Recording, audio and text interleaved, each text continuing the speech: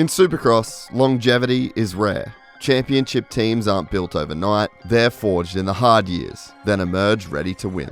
One of those stories is being written right now by ClubMX Yamaha. Built from the ground up by Brandon Haas, ClubMX started with a simple goal: give riders a place to train, improve, and take their racing seriously. I remember just having a 10x10 easy up promoting ClubMX the first year in my van, just sleeping in my van. I didn't give a fuck, whatever. So you look down there and you're like, fuck yeah, this is cool. What began as a small training facility in South Carolina quickly became one of the most respected training grounds in the sport. As ClubMX continued to grow, a race team followed. ClubMX has proven they don't just develop champions, they can take them racing and compete at the highest level of Supercross. These last 4 years have consumed me with this race team. Like, I really want to figure this out, and I think I can. And even to this day, we're doing it on a fraction of the budget that the guys I'm expecting to beat, we just shouldn't be doing it. With Brandon Haas leading the way, and with Chad Reed and Daniel Blair guiding the Supercross program, ClubMX Yamaha lines up ready to take on the factory teams. It's a fantastic story, dude. What you've created and what you've built is pretty incredible.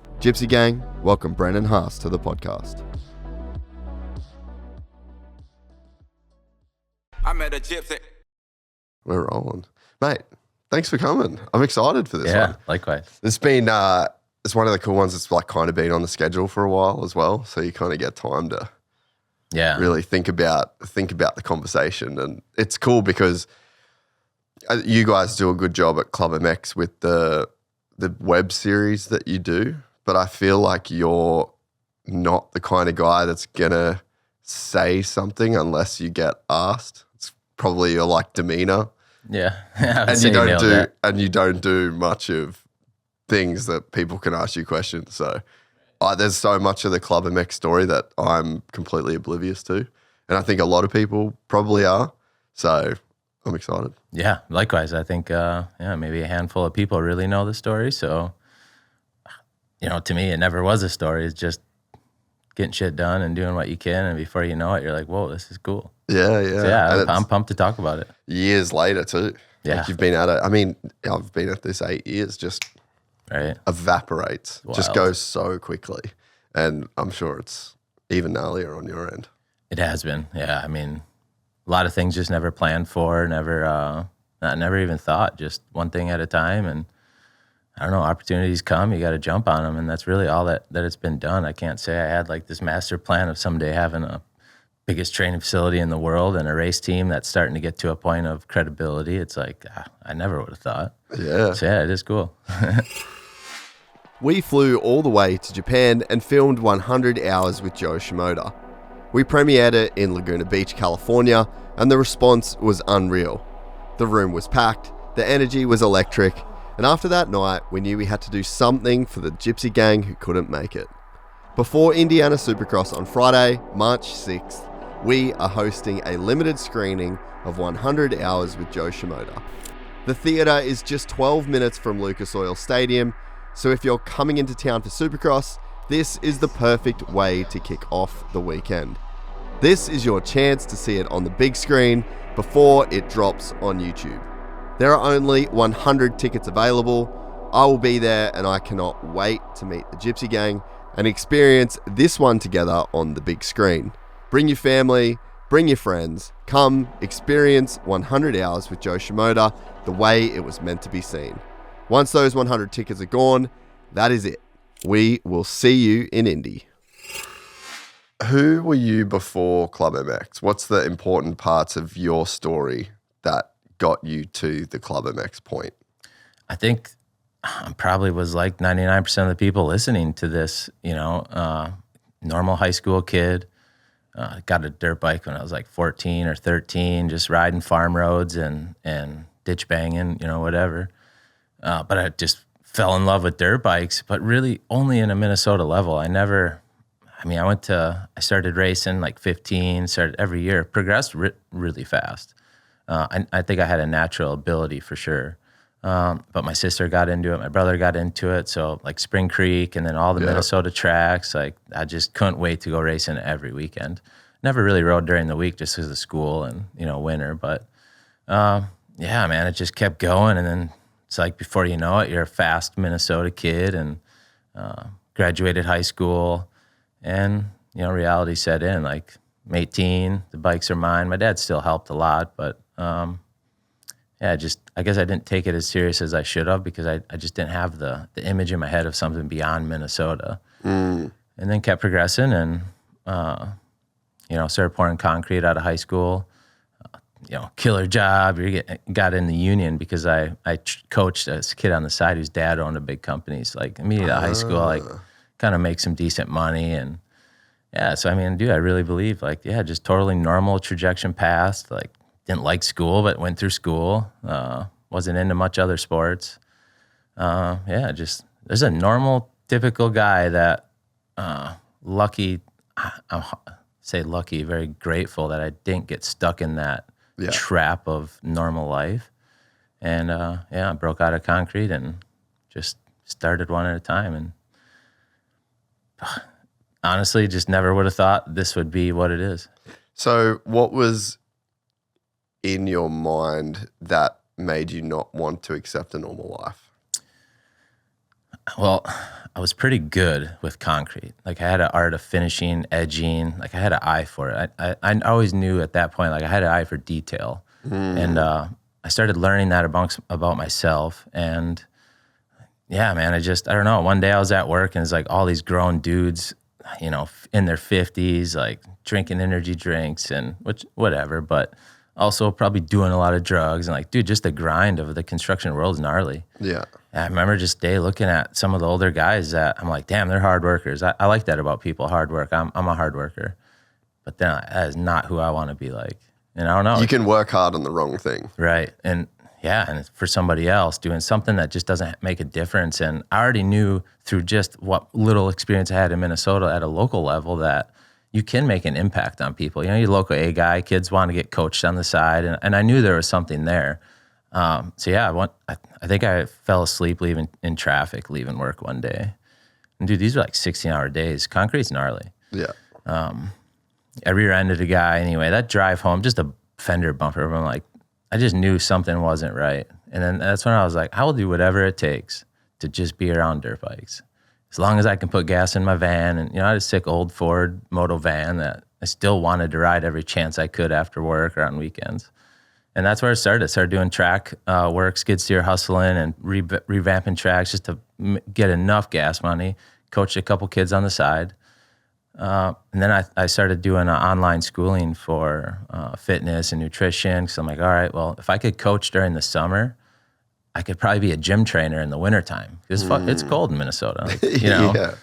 And one thing led to the next. I got an opportunity to go to South Carolina to ride for an arena cross team just through some guys I met. I actually did Loretta's for the first time, like, I don't know if it was 19, 20.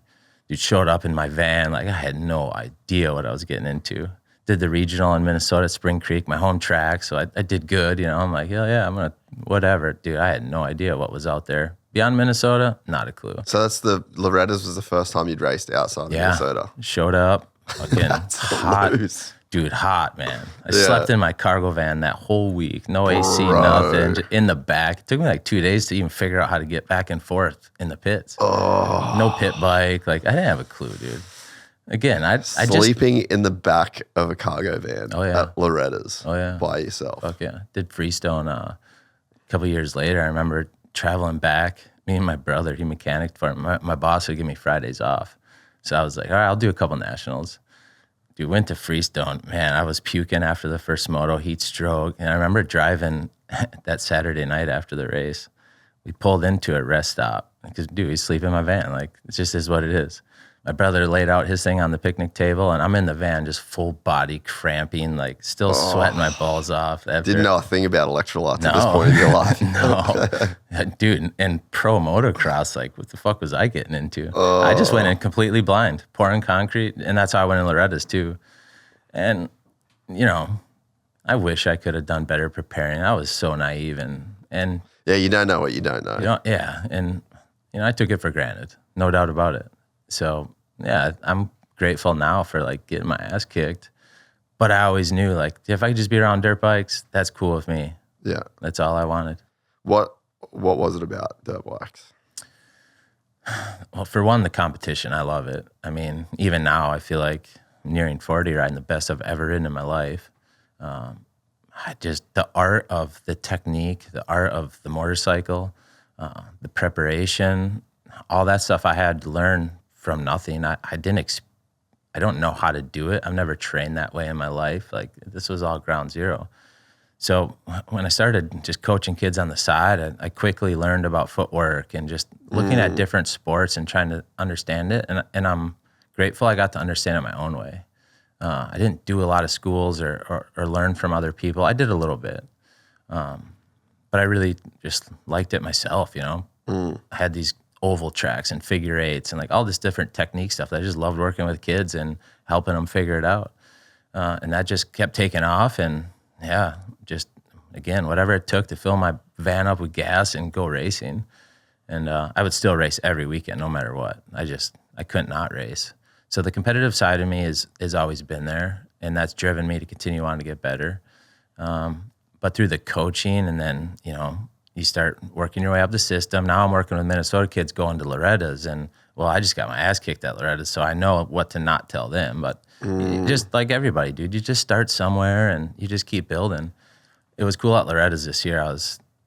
We have a pretty good setup with the race truck, and we've been doing this now for so long, but it's just cool looking down Vendor Row and you see all these new training facilities popping up and all these coaches on the starting line. I'm like, that's fucking cool, man. That's where I was just yesterday. And I remember just having a 10x10 easy up promoting ClubMX the first year. And like, just again, in my van, just sleeping in my van. I didn't give a fuck, whatever. And so you look down there and you're like, yeah, fuck yeah, this is cool. Yeah, it's come a long way. Yeah, and it's cool that hopefully, you know, we're people can relate to me, that gives them the want to go for it. Yeah, I want to whip your ass, but also on the flip side, go for it, dude. Same with the race team. I want to whip their ass, but dude, it's super cool. Also being on the other side, I want more people to try to start helping people, even if it is just to help two guys go racing. I love seeing that stuff. That's what drives the sport.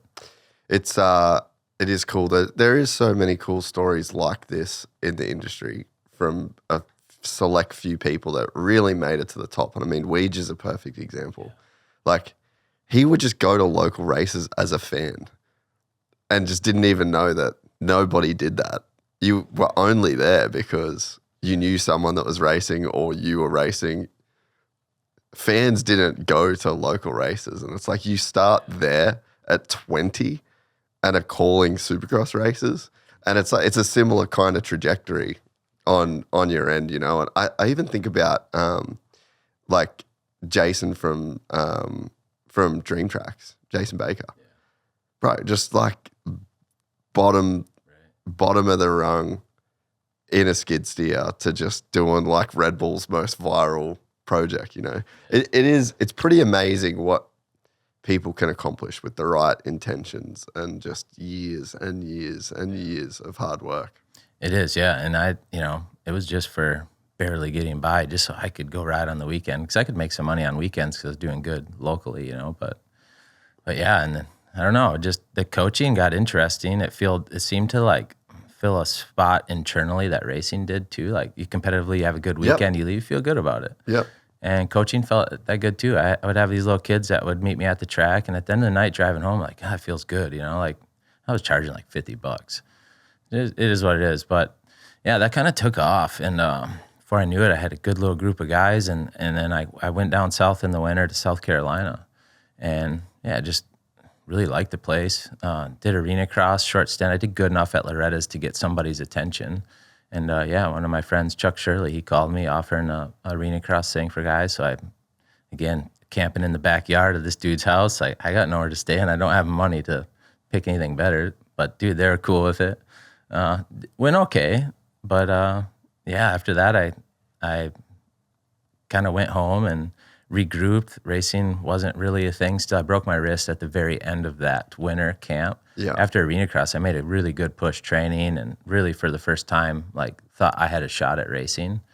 But I broke my wrist really bad, so I never really got an opportunity that summer. So I ended up going back to concrete because I just was out of money. Did that again, and then quickly got out. And summer got out in school. So some of these kids that I was working with didn't have school anymore. So I'm like, I talked to their parents. I'm like, I'll come pick them up Tuesday mornings, take them riding for the day. I'll bring them home. Like, I'll charge you $150. Dude, I got 2 kids. I'm pumped. Turned into 5 kids, 6 kids. Now I'm like, dude, I'm actually making money. This is unbelievable. Well, that was a little short-lived, but it ended up being like, I had this idea in my head of a MOTO daycare. Like, I wanted a school bus, dude. I wanted a school bus and then closed trailer, and I'm taking kids to the track, bringing them home, like, you know, summer's out, right? And then my dad, I remember him pulling me in. He's like, Brandon, you can't be hauling these kids around in a cargo van and fold-out chairs. Dude. Yeah. I'm like, whatever, Dad. And I'm like, he's right. I can't do that. So I talked the parents into hosting us.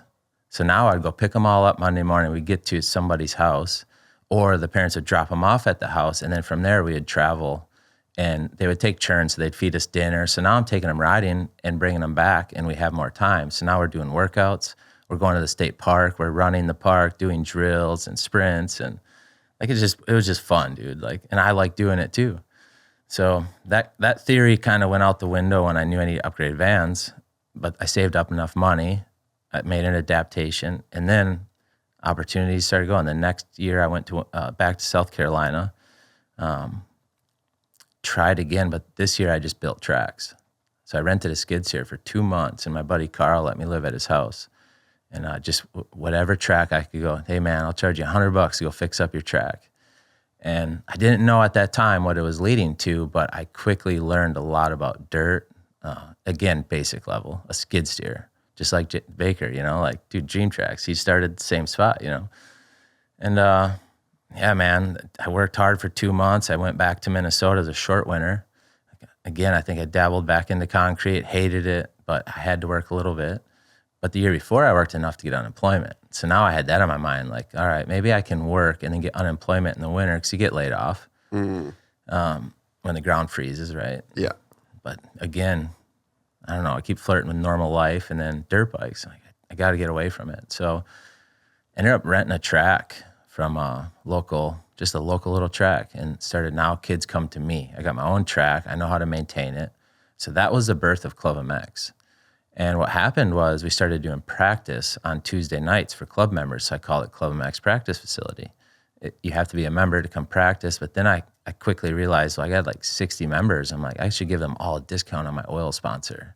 I don't even remember who it was at that time, but I had a few little sponsors. So I kind of started learning this little hustle game on the side, which at that time didn't know what I was learning it for.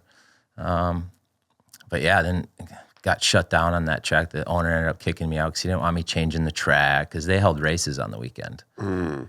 So I moved my camper and go to the next spot. Well, I had a kid I was coaching that had some land, so we built the track on his property, and same thing, started running camps during the week, practicing on Tuesday nights. So it was a pretty cool little track.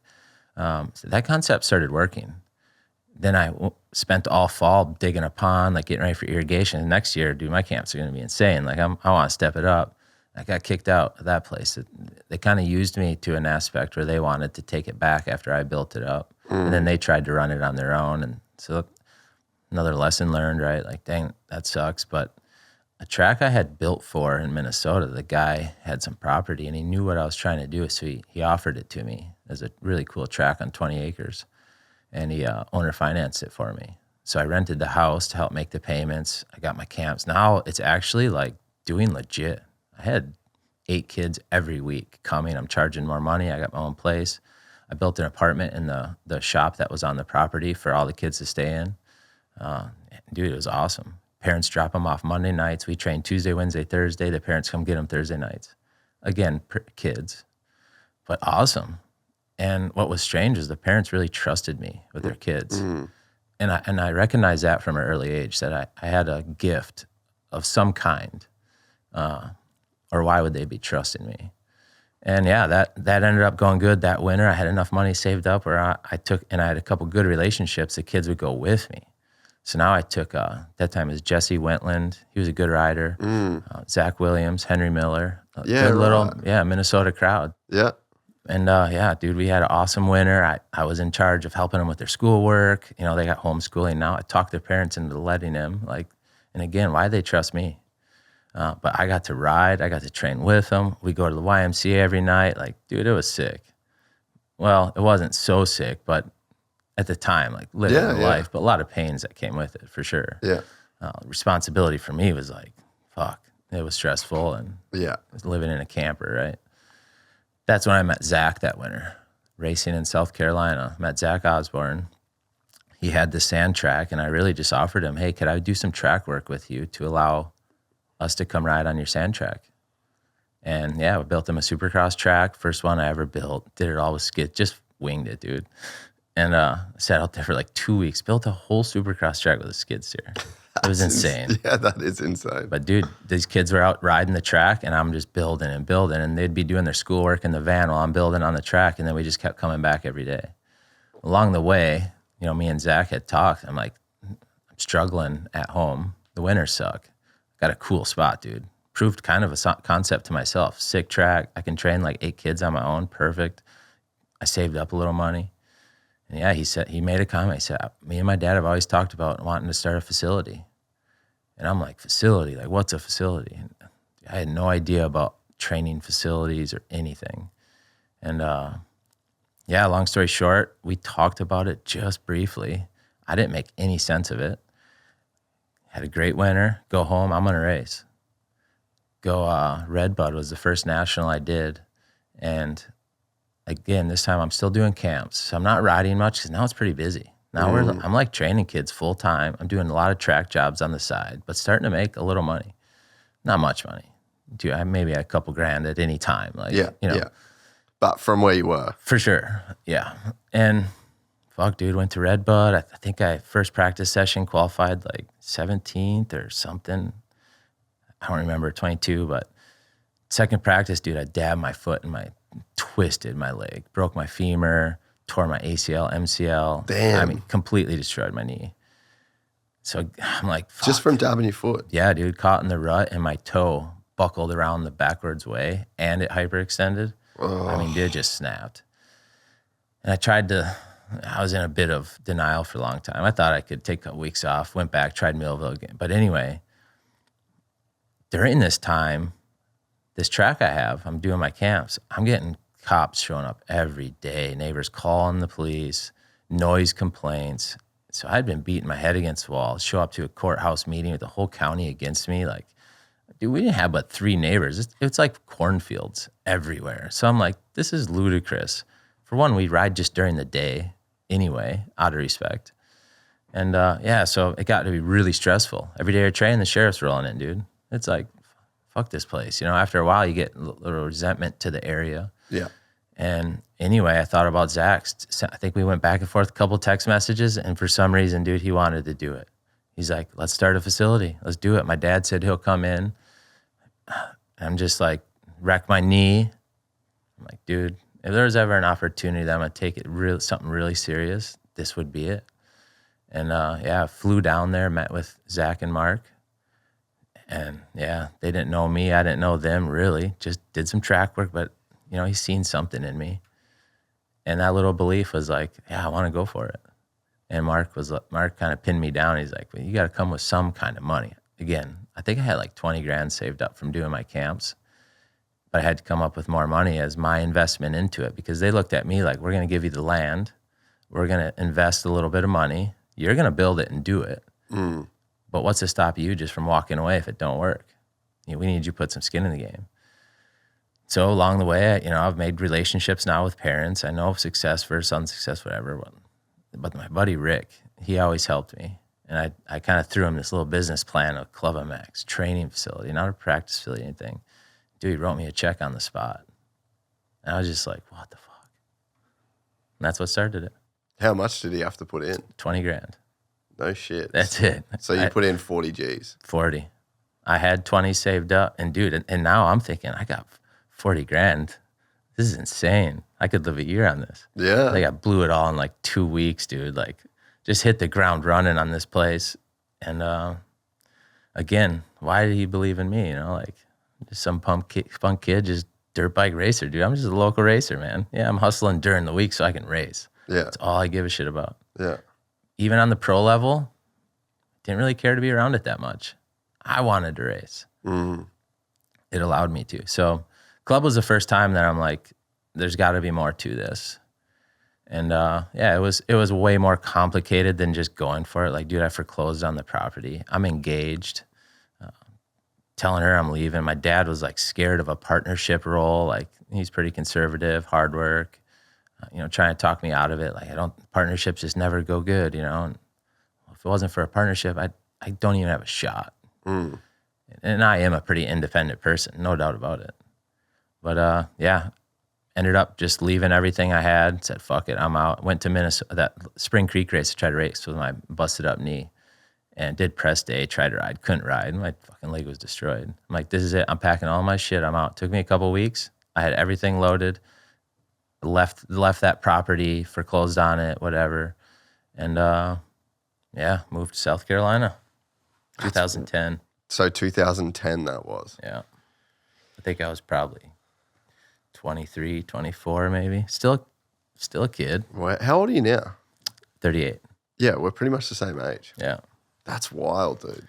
Yeah, even fucking, dude, I got this new black van I was so pumped on because I always had the short Ford vans. I got the bigger one. My dad was a car salesman, so he had one come in that was cheap.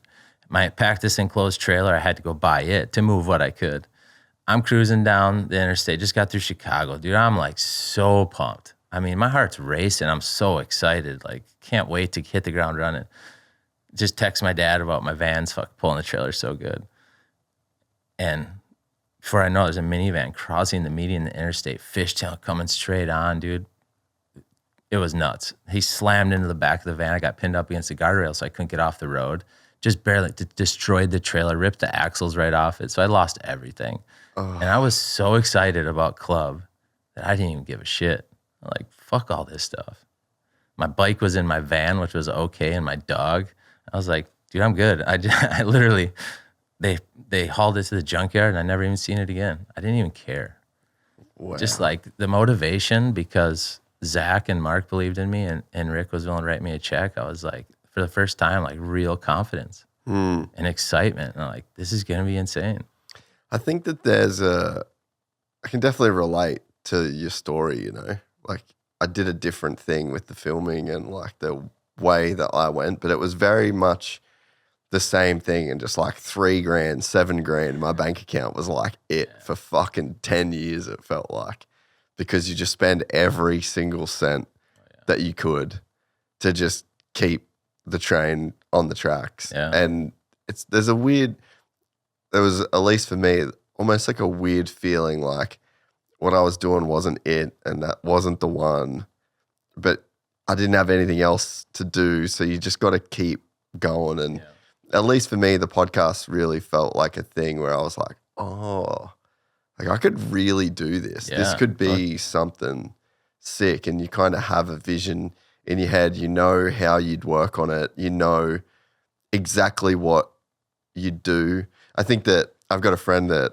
he had a job for a while and he's like on his own at the moment. And I think he's stuck in this period of he wants to work for himself. He's got a bit of a dream, but he doesn't know what to work on yet. And he's working every day on his thing, but he just doesn't know what it is and what to work on. And I think that there is a moment where something clicks. You know what you're going to do. You know what you should work on. You've got an infinity amount of work in front of you now because of how clear the vision is of what you've got to do to get there. And it sounds like Club was that moment for you.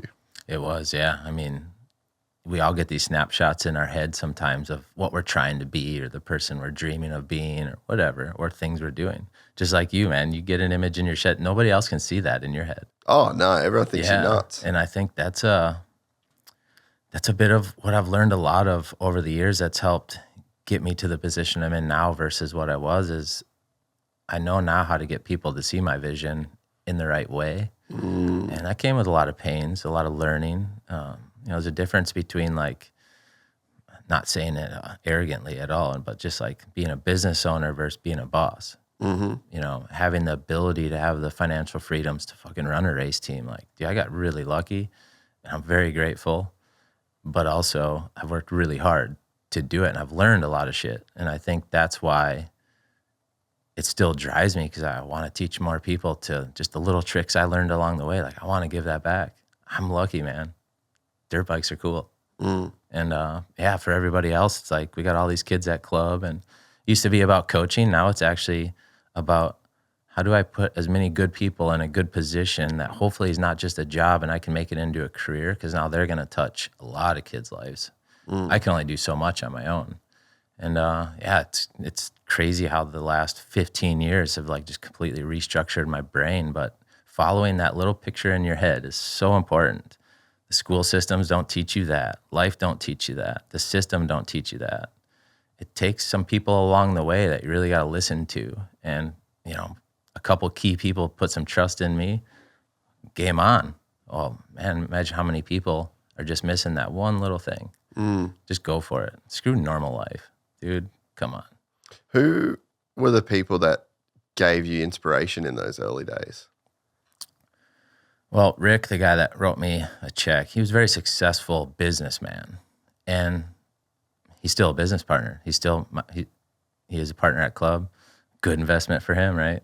So that money that he put in bought him a percentage of club. Yeah, right. Yeah. Is Zacho still involved in it?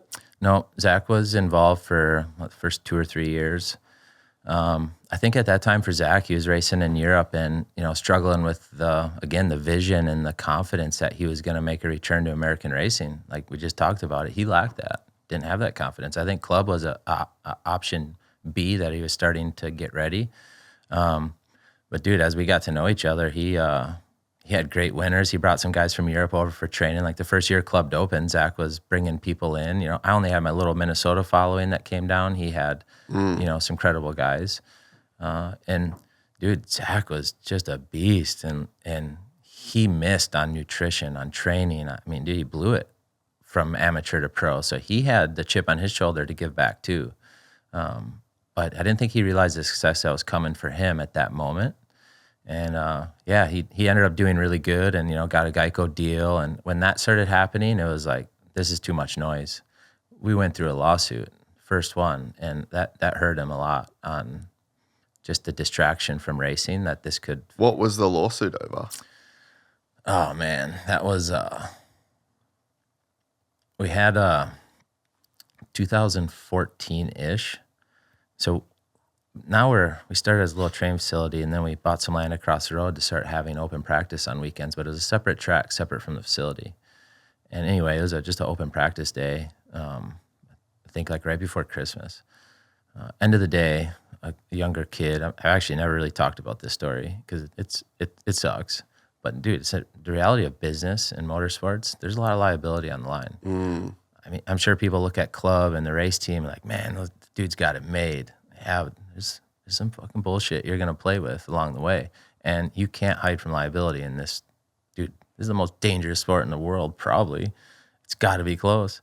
And we recognize that, but some people don't. And we had this younger kid and his dad come in, and he's on a little 85 beginner rider. Yeah, just open practicing. There's 4 people riding at the end of the day. So like, this would be a good time for a beginner to ride. You know, track's not crowded, literally like 3 people. I think it was actually 2 when it happened. Anyway, first lap goes around and comes around, and like 450 kid did a jump and landed on him. He was trying to get off the track. It's literally just them 2 on the track. End of a day. And yeah, just worst case scenario. And yeah, he passed away. Tough, man. Right. Like real tough. And Ben Graves, who is he's the boss at club. He runs all the training side now. He's been with me for a long time. But dude, tough thing to deal with, man. Like he had just came to club to help me open this practice facility and get the public side rolling. And then, yeah, it was just tough anyway. You know, Dad blamed us, fought that battle. But when we got served, like Zach it was tough, dude. You get served a lawsuit. It's like a lot of shit goes through your head, especially when it's somebody passing away. Yeah, anyway, that ended up being, I think, the real big problem for him, for sure. So I ended up buying his stock back at this time. Club's doing good enough that I'm way more confident now. This is probably 2014. Like, I was probably one of the few that could see this is going to be way bigger than what people can see now. Right now, it might still just be a sand pit. But I know what needs to be done now. I've learned enough. And anyway, yeah. And then same thing with Mark, his dad, he helped. I think they both had like 20% ownership each. I had 60. Some of mine went to Rick. And anyway, yeah, kind of cool, dude. Like it all worked out. Zach, he did good. But also like, look at him now, dude. Made the right decision. Worked with him for a lot of years. Zach was really a foundation of my coaching abilities. Seeing a well-rounded program from a physical, mental, nutrition, seeing doctors and chiros get involved. Like Zach was a first for me to understand training at a higher level, motivated me to keep learning and learning and learning. And met a lot of good people through him. And yeah, he ended up coming back training for a few years. I got to work with him that last year on the 450. It's actually now club's becoming a real thing. And I was flying to Eldon's at the end of the week to work with Zach. And true. It was pretty rad. What was your role there?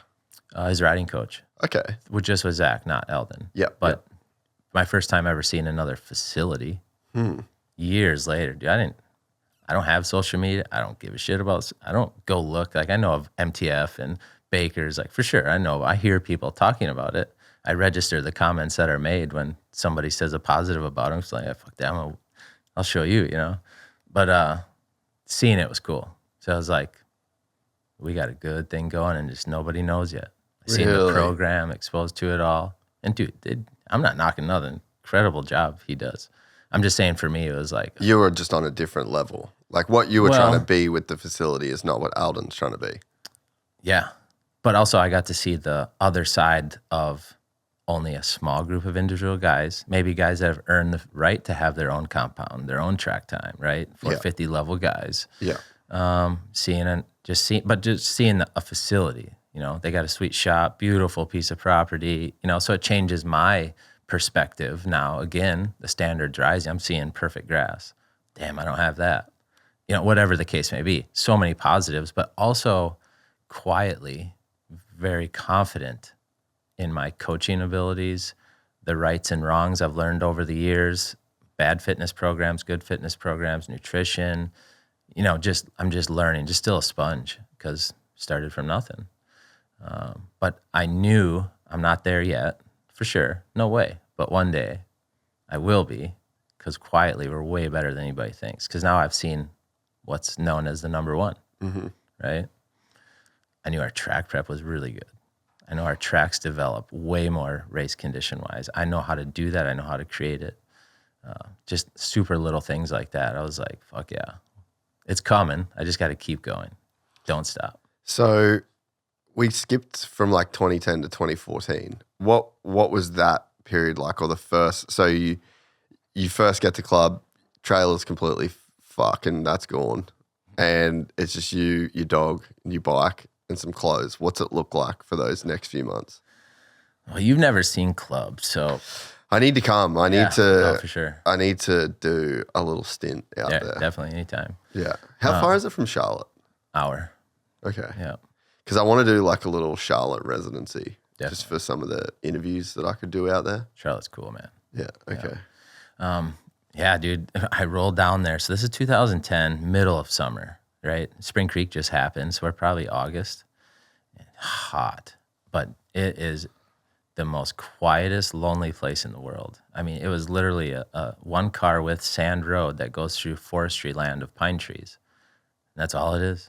And it's down this dirt road, and you pull in, and Zach just had this double wide trailer house cut out in the trees, and then like a goat path going back to a sand track that he made a big, and it's just in the trees. You could never see anything from the road. And it was quiet, dude. But I showed up. Zach let me live in his house. Mark had rented me a dozer for 2 months.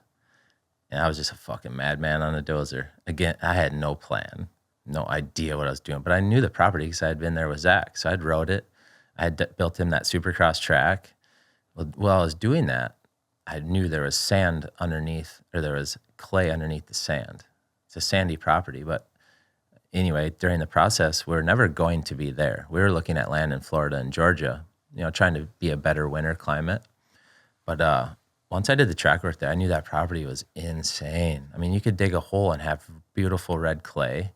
You could go to the other side and there'll be white clay. And then there's the other side, just bottomless sand. And I'm like, this is nuts. water all over the property. I've already learned water's a problem. I had tracks that I didn't have water. Like, this is a nightmare. It's dusty. You know, like, I'm learning these little things. So we ended up picking South Carolina. We knew the winters were going to be a little bit colder, but we also knew there's not a property like this in the world. The dirt is unbelievable. No rocks. I mean, just everything you can imagine, dude. You can build ponds all over. So anyway, 2010, dude, just grinding. I'm in a dozer clearing trees, you know, trying to build another track. We're building the campground. Just winging it. Had fucking no idea. Built a metal building to do a fitness center. Zach invested in that. His dad paid for like the septic systems in the RV park. And, you know, we spent a good deal of money, and I couldn't have done it without Zach and Mark. You know, Rick was the seed that believed in me and give me the ability to get in. But Zach and Mark were everything. I mean, dude, you're dropping $300,000 in the first couple months just to get it going. And yeah, Zach was still racing. Mark would come down on the weekends and help.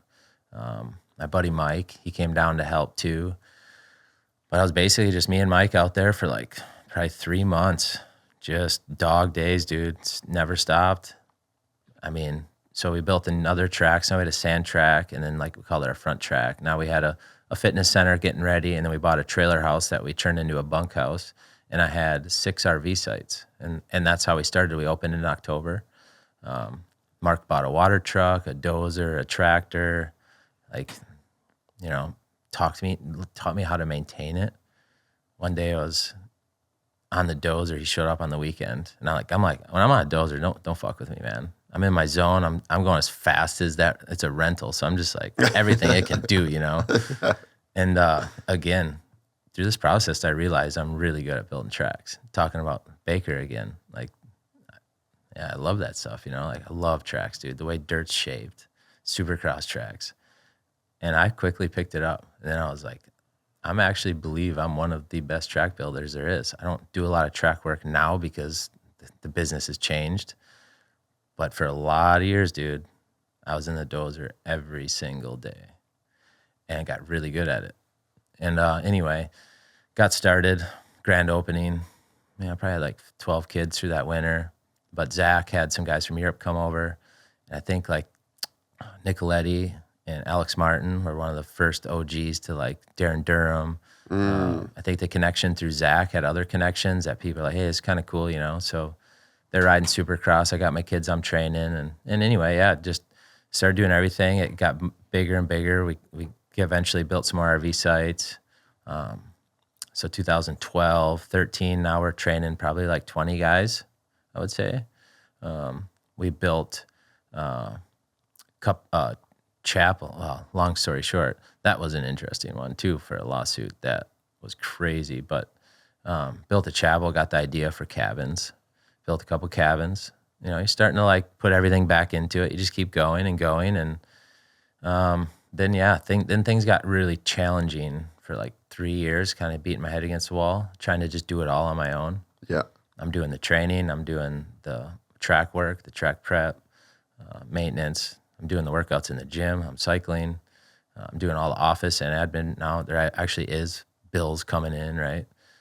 So it got hard. My brother came in, started helping with track work and facility expansions. And I went through like a really tough couple years of just not knowing how to manage people, how to be a boss, you know. It's like work hard only gets you to a certain point, and then you got to wisen up and learn the lessons. And yeah, I think that got us kind of to that point where we started achieving a little bit of success, and then that started coming with the burdens of the liability and people starting to see like things taking off. I don't know, started going through these tough challenges. And the liability side's one that really was hard. It's like people talk about divorces. I had to imagine it's the same, you know. So now you're learning how to deal with stress, real life business problems, but still at a low level. But I think that hardened me up in a good way. It sucked at the time. Just like the one with the young kid, like, man, it sucks. Felt for him. Like, that is not what I'm in this for. I'm in this to get kids into the sport safely, the right way, because I learned the hard way. But you get challenged, and you got to toughen up and adapt. So the first couple of years was kind of fun in a sense. And I'm assuming like that first winter when Zach brings some guys, and then you've got Phil and Amart. I'm sure that bit was probably like a fun, before you hit like, what do they call it? The marathon in the middle, where it's like then it just flattens out and you're doing everything on your own because you can't really afford to bring in the right people. And then you do bring in people, but you don't really know how to manage people. You just kind of expect everyone's going to work as hard as you and not fuck shit up. And it's when you first get employees, it makes more work for you than what you expected. You're like, dude, I'm spending more time. I'm doing my own work, plus I'm doing their work, trying to teach them what to do. That's a very tough stage in business. It is. It requires a lot of patience. And some people go either way. Some people go, fuck it, this isn't for me.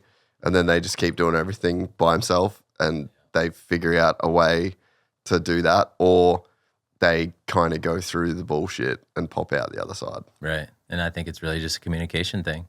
If they don't see what you see, you're not communicating properly. Because if your vision is true and you're chasing it, you got to make sure that you throw them some bones along the way, that they see it, or they need reminded of it. Sometimes that's just through hard work. Sometimes it's through leadership or action. And sometimes it's just communicating. I think now it's like, dude, if I see a go-getter, I'll pay the dues along the way, as long as it's a go-getter, because that was me. Just start. Just get started. Don't stop talking shit. Don't talk about it, because then you're thinking about it too much and you won't start. Just start. Go. And everybody's got that feeling like they want change in your life, and then they second guess. But if you just go, be a go-getter, like who cares if you're going to fuck it up a little bit? And for me, I had to take that approach with staff, people that now working for me. I screwed it up with my brother a little bit. Family was hard, and I was an asshole for sure. I think it's kind of natural to be an asshole at the start, though. Yeah, because I think it's very like, I mean, I talk about it with these boys. Like, I was such a dick at the start. Like, we had like full, like, I would just like yell. I'm like, fuck, like losing my shit. Right. I was like a child that didn't know how to communicate properly, But I think that, I just think there's so much stress that comes with trying to get people. I feel like you're in this dilemma where it's like, your standards up here, they're naturally down there, because why should they be up there? They haven't gone through all the things that you've gone through to get you to where you are. And then you're in this war of like bringing people's standards up to yours, or you just let the standards fall and you drop down here. And that's kind of, for me, that's kind of the problem and the war that you're in those early stages. And I think that to get people up to this level, you've got to work a lot harder than what you would assume going into it. Definitely. No, I couldn't agree more. I think that's probably when the years get stagnant. It's a leadership problem. But you're figuring it out along the way, and you got to believe you're going to figure it out. We're all in the same boat there. We're all figuring it out. This episode of the podcast is brought to you by Brunt Workwear, and I have got the brand new Marin boot here to show you guys right now. Over the last couple of years, I just wanted to get rid of doing the sneaker thing. They're not waterproof. They got super dirty, and I would end up with track shoes. I wanted to be able to rock some boots. It just made a lot more sense to wear boots. So I've switched to wearing boots, and now I've switched to wearing these Brunt boots. There's a super short break-in period, and they're lightweight, they're waterproof, they're slip and oil resistant, they're heat resistant, and they're electrical hazard rated. A lot of you guys that listen to this podcast, you're on job sites, you run a machinery, and you actually really need and test all of these features every single day. So now you can finally have durable work boots that are as comfortable out of the box as your sneakers, and over 500,000 customers agree. Brunt didn't just make a durable work boot, they've reinvented comfort for the hardest workers out there. For a limited time only, our listeners get $10 off at Brunt by using the code GYPSYGANG at checkout. Just head to bruntworkwear.com and use the code GYPSYGANG and you are all set. And even better, Brunt will let you try this work boot risk-free on the job site. After you purchase, they're going to ask you where you heard about them. So please support our show by telling them that the Gypsy Gang sent you. So what did those tough years look like? That was heavy, man. Well, for one, going through litigation, you feel like you're going to lose everything. So now you got 4 years of like. So what was this litigation? Was it the same lawsuit? The first one actually was kid got a bad concussion. He had a shit helmet on too. But anyway, got to the hospital. His brain had started swelling, and anyway, had a bad concussion. He ended up recovering and all of that. But yeah, I didn't see that one coming. When I say bad concussion, like he had surgeries. So for sure, he was in the hospital for a while. We're visiting him. His dad ended up keeping his fifth wheel on the property while he was there because they were staying locally at a trauma center. Got to know him. In the meantime, he had been kind of looking for ways to stay busy, claimed to be a construction guy. So wanted to build a chapel on the property. He said through, this episode, he found God, and I'm a Christian. God told him, build a chapel at ClubMX. And anyway, I'm like, yeah, dude, that'd be sick. He'll come every Wednesday night and do like a Bible study group. And anyway, long story short, building the chapel.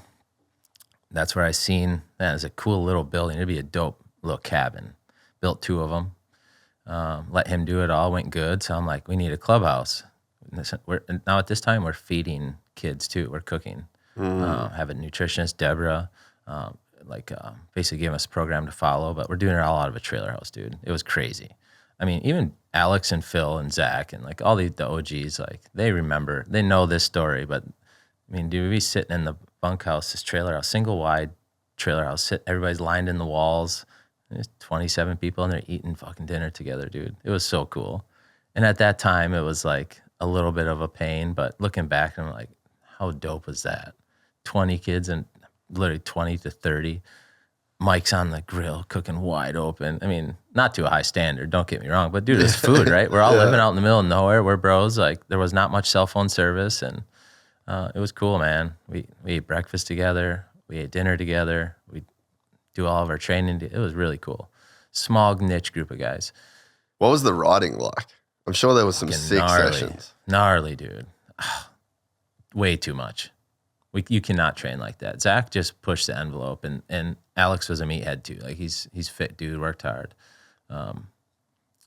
Gnarly. We'd do some interval sessions.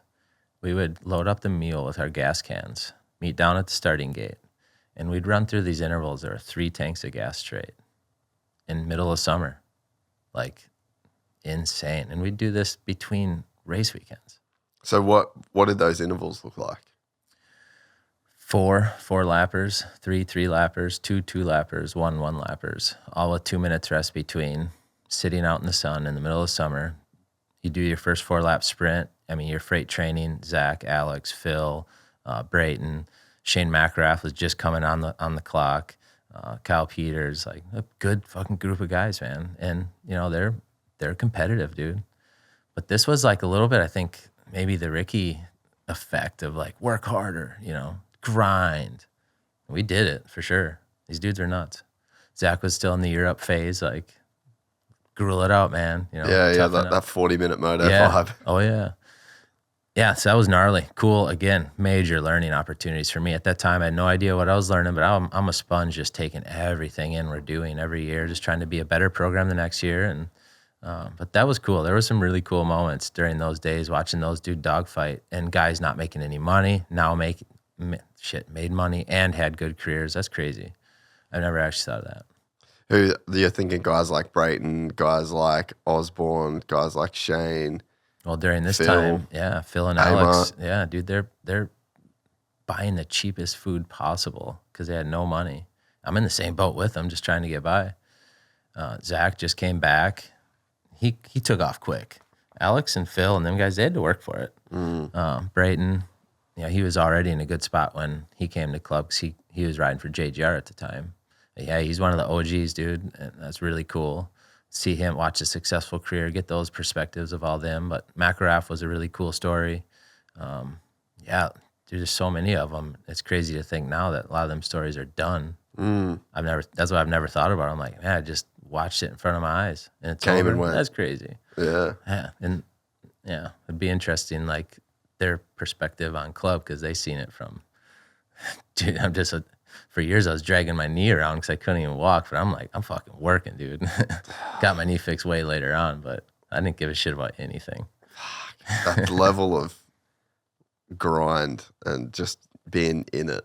Yeah, it's a crazy phase of your life. It is, yeah. And those dudes seen it. I put in hours, days, still do. But at that time, it was 7 days a week. There is no other stuff. I had no hobbies for years, just ClubMX. Yeah. Yeah, my fiance moved down like a year later. Dude, we were living in the bunkhouse with the kids for a long time. Some parents felt bad for us. One day a guy showed up with a motorhome because he felt so bad for Shauna. That's wild. Are you guys married now? Yeah. That's two girls. Yeah. That's insane. And we live in right in the middle of the biggest train facility in the world. Fuck. Literally, there is no place like ClubMX. I need to go there just to get the visual. I'm just like how big. Everyone tells me that it's just the coolest shit. Yeah, I feel like the luckiest person in the world. Yeah, well, a lot of luck and a lot of hard work. Yeah, for sure. So, what was the lawsuit around the chapel? So we kind of like got to that. Yeah. Anyway, dude, we start building this clubhouse. First real investment, real money, right? I think I took out my first loan, and at Loretta's, the fucking building was roughed in with the windows in it. Like, I'm so pumped after as I go back. The thing tipped over. It was in a pile. Found out, through him, trusted him that he was doing the permitting and inspections. I called the inspector. I'm like, hey, man, I don't know what to do, but right before that, we had a bit of a falling out. Some parents started warning me the building wasn't being built right. And so I kind of had a Friday meeting with him, and like he freaked out on me and, whatever. So I'm like, dude, get out of here. That sucks. I felt bad for this guy. I was trying to help. His kid got a bad, head injury, and it stripped motocross from him. So I'm trying to help him any way I can. Anyway, I think he built the chapel with intentions to get in and figure out what I was doing. And that day after I kicked him out, it's like 2 days later, we got served. It was like a 50-page suit, like just bullshit, man. I mean, bullshit. He sued Zach, Mark, everybody. And yeah, it created a lot of resentment, I think, between me and Zach a little bit, but I just knew it was bothering him. It was bothering me too. Like, I kind of felt like, you go through that stuff, you're like, well, why am I putting all this time into something somebody can just take? Because when you get put in positions, they say you're gonna get locked up. At that time, that's the way it feels. You're gonna lose everything. You learn in business that sometimes this is just business. If you're in the right and you're really doing you need to let go of that stuff. And I've learned that. And just deal with it as it comes, as just another challenge. Yeah, because I want to whoop my ass. Really? Oh yeah. So what were they actually? Was it for the kid's injury that they were suing you for? Yeah, they had all these stories about how told him to go sleep it off and just like different stuff. Like he hit his head gnarly. He was puking right away. Didn't know where it was. Set him on the tailgate, took his gear off, and he immediately went in. His sister happened to be there and drove him in right away. And they just put a whole different story on it, just negligence, and then brought up like daycare, all this kind of stuff, and just everything he could find, dude. And through the chapel, I kind of felt for him, So I had opened up to him a lot through the business. Like, he became a friend. So he quickly realized Zach's role, Mark's role, and Rick's role. Talked me into doing even some office work to help me catch up because he knew I was grinding. He got in my office and he knew all that shit. When we got served, dude, I went straight in there because I had those waivers in a folder and they were gone. But, like the attorney would say, well, your dog eat your papers. I'm just a fucking punk kid trying to figure this stuff out, dude. Fuck. And it felt like everything was just a complete waste. Throw it out the window. It's another failure. You feel that way for a long time. You're not sleeping at night. And you start turning into the asshole. Like it's the tests that really churn you. And that was a hard one. Ended up getting resolved, but it carried out for like a couple of years. And right when it got resolved, the next one happened. And that was with the kid. Because club started growing again. And then that one hurt because that one drug out. Dude, it was like 6 years. And so what was that one for? 4 years. That was for the kid that got landed on. Oh, right. Okay. So those two were back to back. The one ran out, and the next one started. And like when we settled the first one, I was like, finally, dude, I get to move on. I am not the dude that likes sitting and talking with attorneys and getting deposed. Like, I'm the dude that likes to be in the middle of nowhere and just doing my thing quietly. That's me. That's who I am. That bothered me, dude. I was like, this system is fucking rigged. I don't like it at all. Hate it, you know. But again, you learn, you adapt. I needed some tougher skin. I needed to go through that because the challenges that come along the way, like this is what gets you there. So it was a tough one. That clubhouse blew over in a storm, dude. And here I am now. I'm being sued by the dude that just built it. Turned out he used a fake building codes number or license number, contractor license. The county had no idea I was even building anything. And I'm just like, Brandon, you idiot. There was a snake in the grass this whole time. And he pulled it over with you on the chapel. So I'm like, I want to burn this thing down. I want to sue this guy back. And I just stuck to my principles. You know, hey, I should have seen this. I got to be better. Let's figure it out and move on. And that's all I did. And then the next one happens. And I'm like, maybe I'm not going to figure this out. But at this time, I had a lot more support. Ben and my sister, Jolene. And, just a lot of clubs growing by this point. So I can start really seeing a bigger picture, but still very young. But there was like, I'd say 4 years of just stagnant, no growth, beating your head against the wall. And it got challenging. Just going through it. Yeah. I mean, again, people that could witness it know I ain't exaggerating when I say I was 7 days a week, long days, day after day, for years. Yeah. Years, neglecting everything else, my health. I'm not really riding at this time. Started building resentment to the sport, I would say, in a way, and a lot of people around me were too, because it took everything from me. But yeah, there's always those next chapters you learn from, and then you kind of get back to what people call balance. I was literally about to say, there's a period in owning your own business and a period in trying to build something from nothing where the concept of work-life balance is not a thing. No, you got to earn balance. There's no, and it just comes in waves. Like we're honestly in one of those at the moment. You know, like I had 5 months back in Australia dealing with some bullshit, and then you come back and it's just like, I'm not doing anything but working, sleeping, and eating for probably 2 months because like we got to get shit back rolling. And yeah, you just got to fucking, there's no work-life balance. You do what you can, you sneak in a walk every now and again, like couple phone calls with the wife, that's it, locked in. You just got to fucking ride it out, boys. Yeah, I don't know many successful people that had balance the whole time. You pay your dues. There's a problem though. I got a friend of mine when I say this, I wonder if he's listening. There's a problem of never finding balance though. Oh, for sure. Like I've got a friend, I would say he doesn't have much balance, and sometimes I worry about him because he's insanely successful now. Started from fucking nothing, literally nothing. Worked his way up. We started a very similar kind of time in our life, like both around 2007, 2008.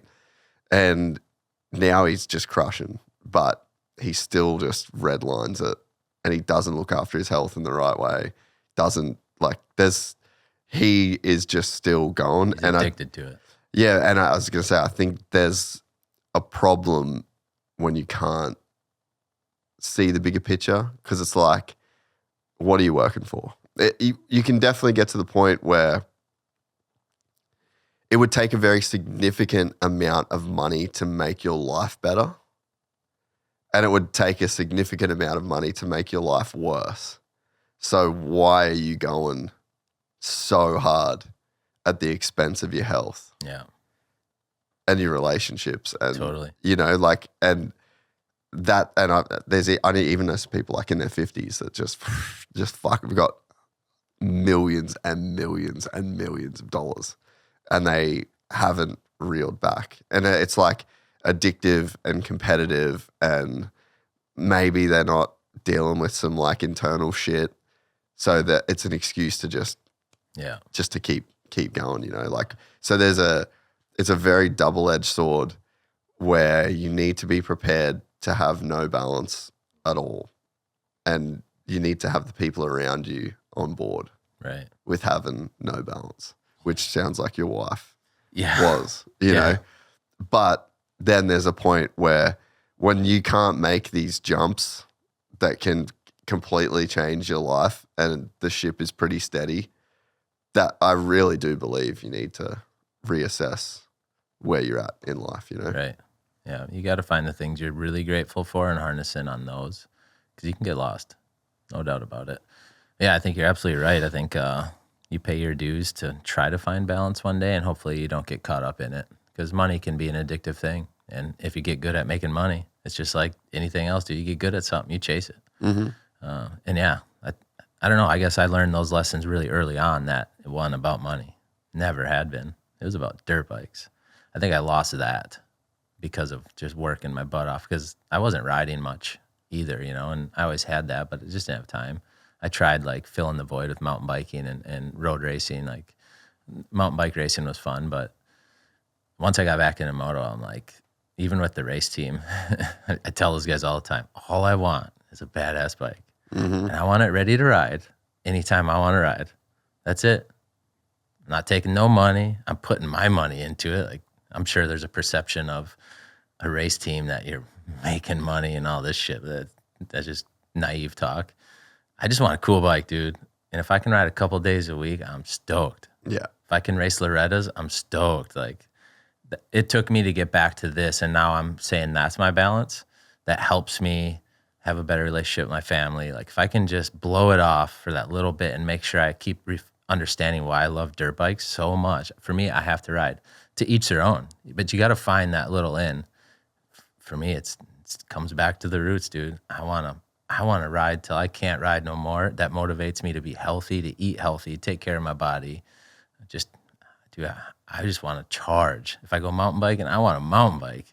So yeah, I think for me, like, there's a vision in your head as we talking to me, like, I want to be the 50-year-old that's still a badass. Mm-hmm. You know, I want to do whatever I want to do. I don't want to get caught up in something that takes me away from that picture.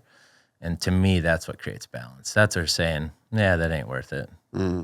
Because opportunities keep coming. And you got to pick and choose kind of carefully, or you can go backwards, you can get caught up in some stuff, or you just get addicted to it. Yeah, the bigger you get, the more no's are important. At the start, yeses are important. Yeah. But then as you get established, the no's are what's actually important. For sure. No doubt about it. Like what you end up turning down. Yeah. So the lawsuits put a strain on you and Zach that ultimately he just had to go like, okay, I've just got to focus on racing. Yeah. Yeah. I mean, naiveness, right? He thought he's going to go to jail and all this. I mean, we were all freaking out, dude. There's a bunch of knuckleheads. Like, again, I have a clue what I was doing. This is just, I don't know. I could say winging it, but winging it with confidence. Yeah. But I had a picture in my head I'm chasing, and that picture is always changing. Still to this day, like, I take a lot of pride in ClubMX, but we're just scratching the surface. It's just now taking off. Mm. So where do you go from there? When does the team start? So we went 2010 to like 2017, just club. And now competitively, Zach had done really good. I spent some good time with him. A bunch of guys, man. McRaff came out of nowhere, goes to TLD. We had great experience with him. Just a lot of success, even, just down to a lot of levels. And then 2018, as I'm being exposed to the race teams more and more through riders, coaching, you know, I'm traveling with some of these guys, and I'm in the trucks now, just being exposed to it all. That's when I was like, kind of the image started changing. I didn't know why, and I didn't know what it was. But this team from Canada called Redemption Racing, we had trained them in the wintertime, and they'd raced the Canadian Motocross Series. Kyle Peters, and I think at that time was Josh Osby. Mm. Them two kind of got left hanging that year, and I felt bad for him. Josh had done really good at Loretta's. KP has been showing some flashes. So I'm like, well, if I can get a dealership, give us a couple bikes, like, I think we could help. Greg, I started this race team with just me and him. He's running a little pro shop at ClubMX, just doing side work, like give you $250 a weekend if you go racing, but you got to build the bike on the side. And there was actually Duffy, Brent Duff. He worked for JB at that time, and I don't remember why he had off weekends, but I think he was a practice mechanic. And, if it wasn't for him, that would have been tough too, because he showed Greg how to build a bike. And, so got a dealership, give me 4 KTMs. And that's how it ultimately started. Kyle ended up getting an opportunity to go to JGR. So good for him. I think Joey Crown slotted in. So then it was Crown and Osby. And that was our first year ever going racing, just East Coast Supercross. That team from Canada asked him, could I borrow your truck for the winter? In exchange, I'll give you these bikes for the summer to use and then give them back to me. So now Crown and Osby had an opportunity to go race motocross in Canada. For me, that was all it was about, just trying to help these two guys. Crown tore his ACL, I think, in Christmas time. And so then I think Zach Williams subbed in for him. But Osby we got like some top 5s, top 7s. Like, it was pretty cool. Twisted engine, the KTM was good. Like, kind of was like, damn, dude, how did we do decent? For sure some LCQs and all that. Don't get me wrong. But we had some good weekends. So then I'm like, man, we did it literally on fucking nothing. Yeah. Just imagine if I could get a few resources, what we could do. And then, I ended up partnering with 2019. We merged with Traders Racing. That 2018 year, Luke Rensland had got on the podium at Indy Supercross, and I believe it was an East-West shootout. Yeah. So I'm looking at them like, how did this private little team get on the box? That's so cool. And yeah, we merged because they're looking at us probably the same way, like how they do that already. We thought combining, it ended up being a total kind of disaster. I had my ways of doing things, and they had their little operation. It just didn't really work out. But again, a lot of good opportunities came from it. That was our switch to Yamaha, was because of that. Then 2019 happened, mediocre year. 2020 took it back on just my own. We just started building from there. I think we started like $60,000 in fundraising, and then the following year got like $140,000. The next year, I think, is possibly when Marchbanks came available or got left hanging from Pro Circuit. We had trained him for 3 or 4 years at club, and so we had a good relationship. And again, I just wanted to help him. So with him, I was able to raise a little more money, so then I was able to pay him. And that was the first guy we really paid. I think right before that, Lopes had done really well. So again, we're like getting better every year. And then that really kind of catapulted us, but it also helped me raise money because Garrett was legit enough where we could get a gear deal. We went out and proved ourselves that year, did pretty well. A lot of top 5s in outdoors. First year ever racing motocross. Yep. Fucking got it. That was a tough go. Motocross hard. Yeah, and it's just been like this slow build year after year. And simultaneously, club had really gotten into a good spot with the crew of guys. Miguel, he's our track guy and helps with all the facility expansions. I mean, him and Ben are just unbelievable. So it's freed up my time to focus other places. And we skipped a lot of years, but through the years, I had done okay. Early on, made some good investments. I met a lot of smart people business-wise. Got into some real estate stuff that did really well. So things had slowly pivoted to you had a bit of freedom. Right. I could see the race team at a higher level, but also the confidence I'm earning is encouraging me to put more into it. And but I also realized the race team raises my standard of thoughts, the cleanliness, the organization, the appearance, that is unexpectedly raising the standard of ClubMX. ClubMX is still getting better, dude. Every year, I have to improve it. There's just no way around it. But the race team is changing it into a different perspective because I'm like, if I can deliver for these guys on the team, it's going to help me deliver more for these guys. So now I have this image in my head. I just want to help as many people as possible. So we started going after numbers. One year we had a 7-man team and didn't have any, I don't say knowledgeable staff, but experienced staff. This is just me and Greg trying to figure this out.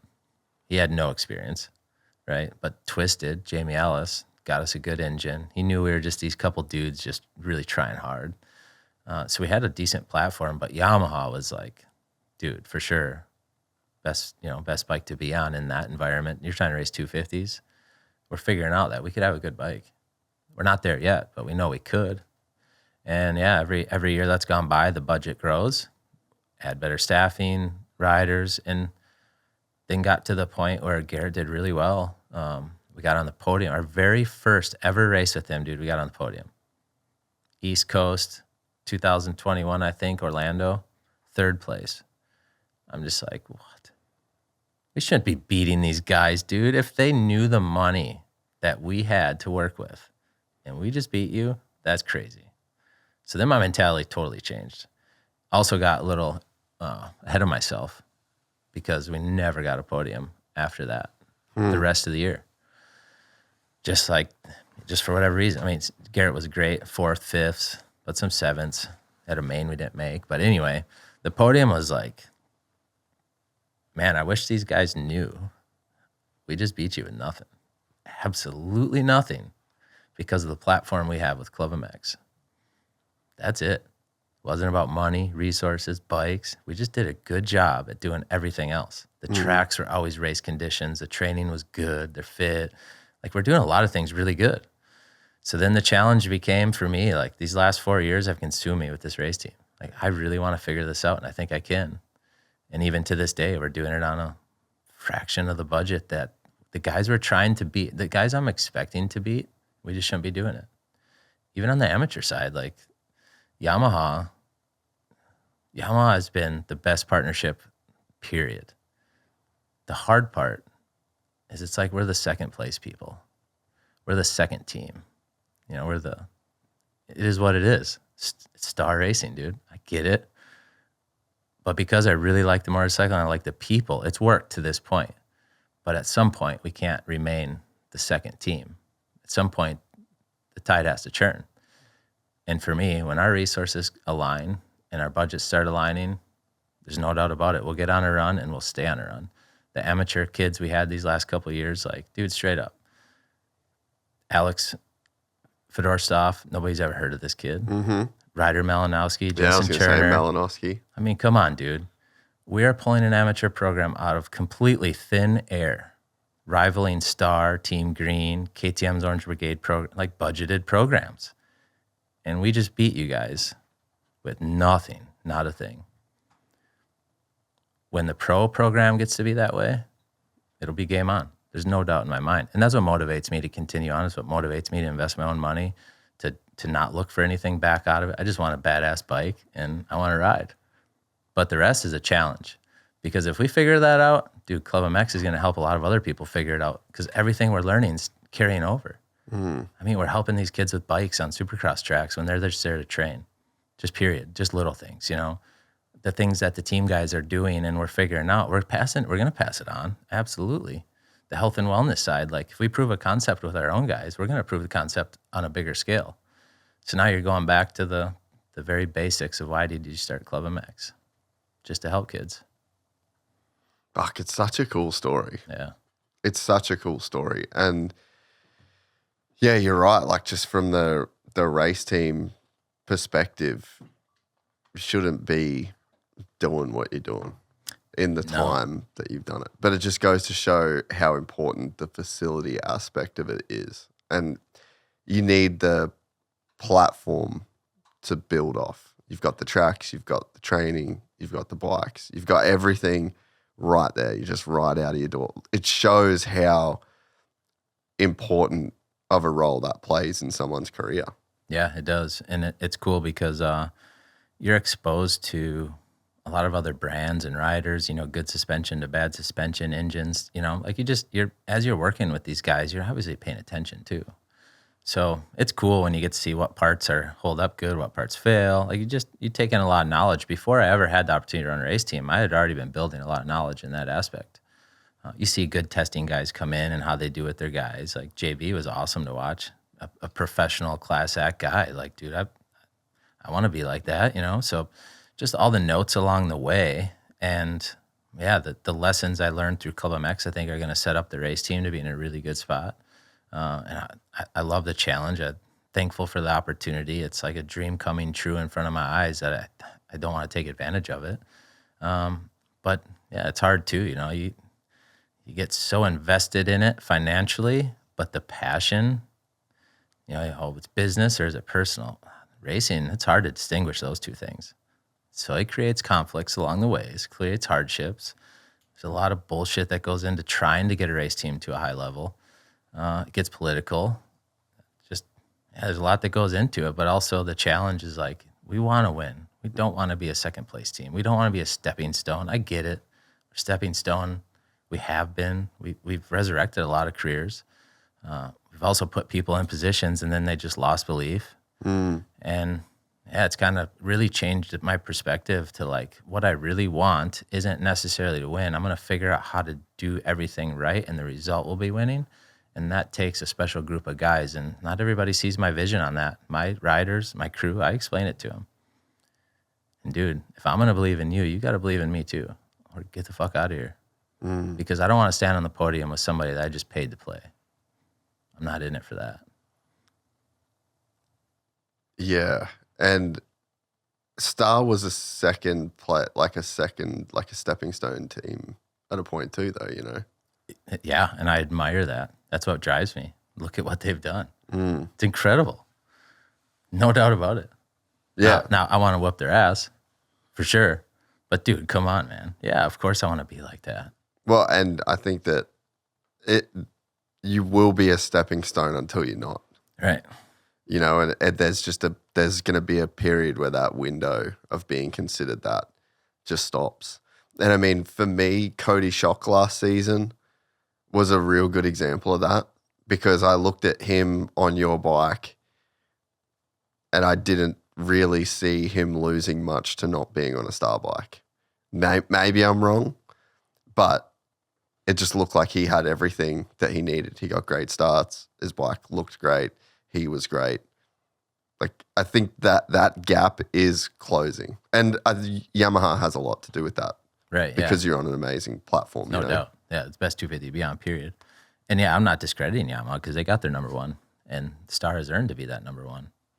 I just don't want to always be a number two. Yeah. And that's where it'll take that crossing. And I think it's changing my perspective. I've already watching it change in front of my eyes. It's taking off right now.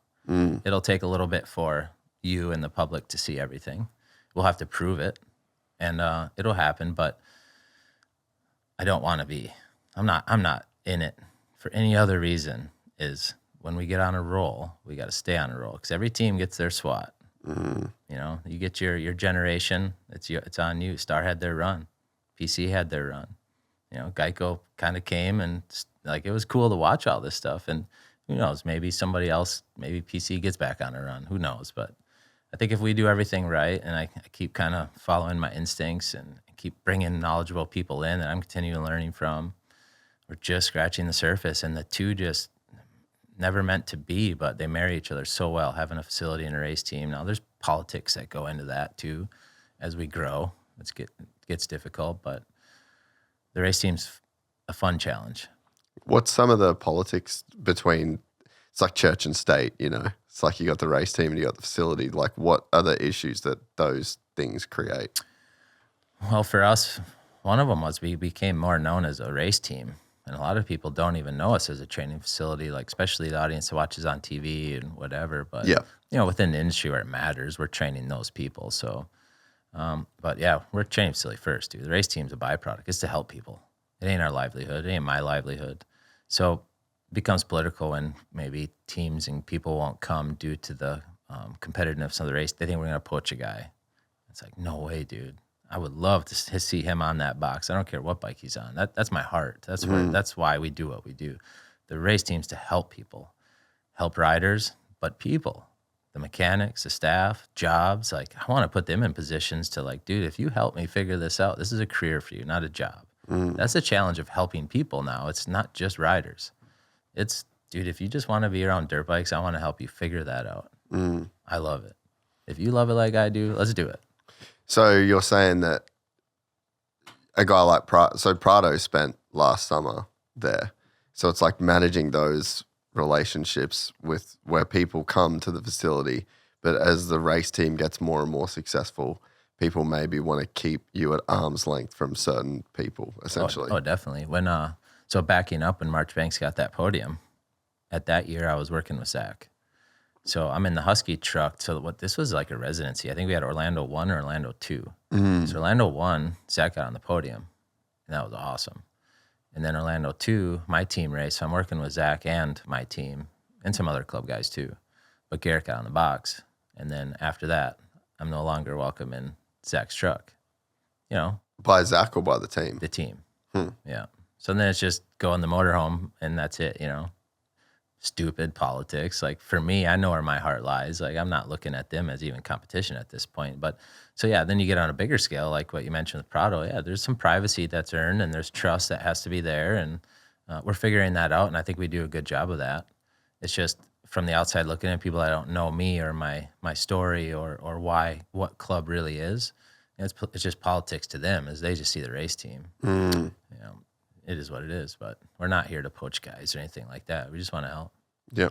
So how is club looking at this point? So it's obviously you kind of mentioned that it did well enough to where you could make some investments, you could invest in some real estate. So there's a point where before the race team gets to this point where the club thing starts working.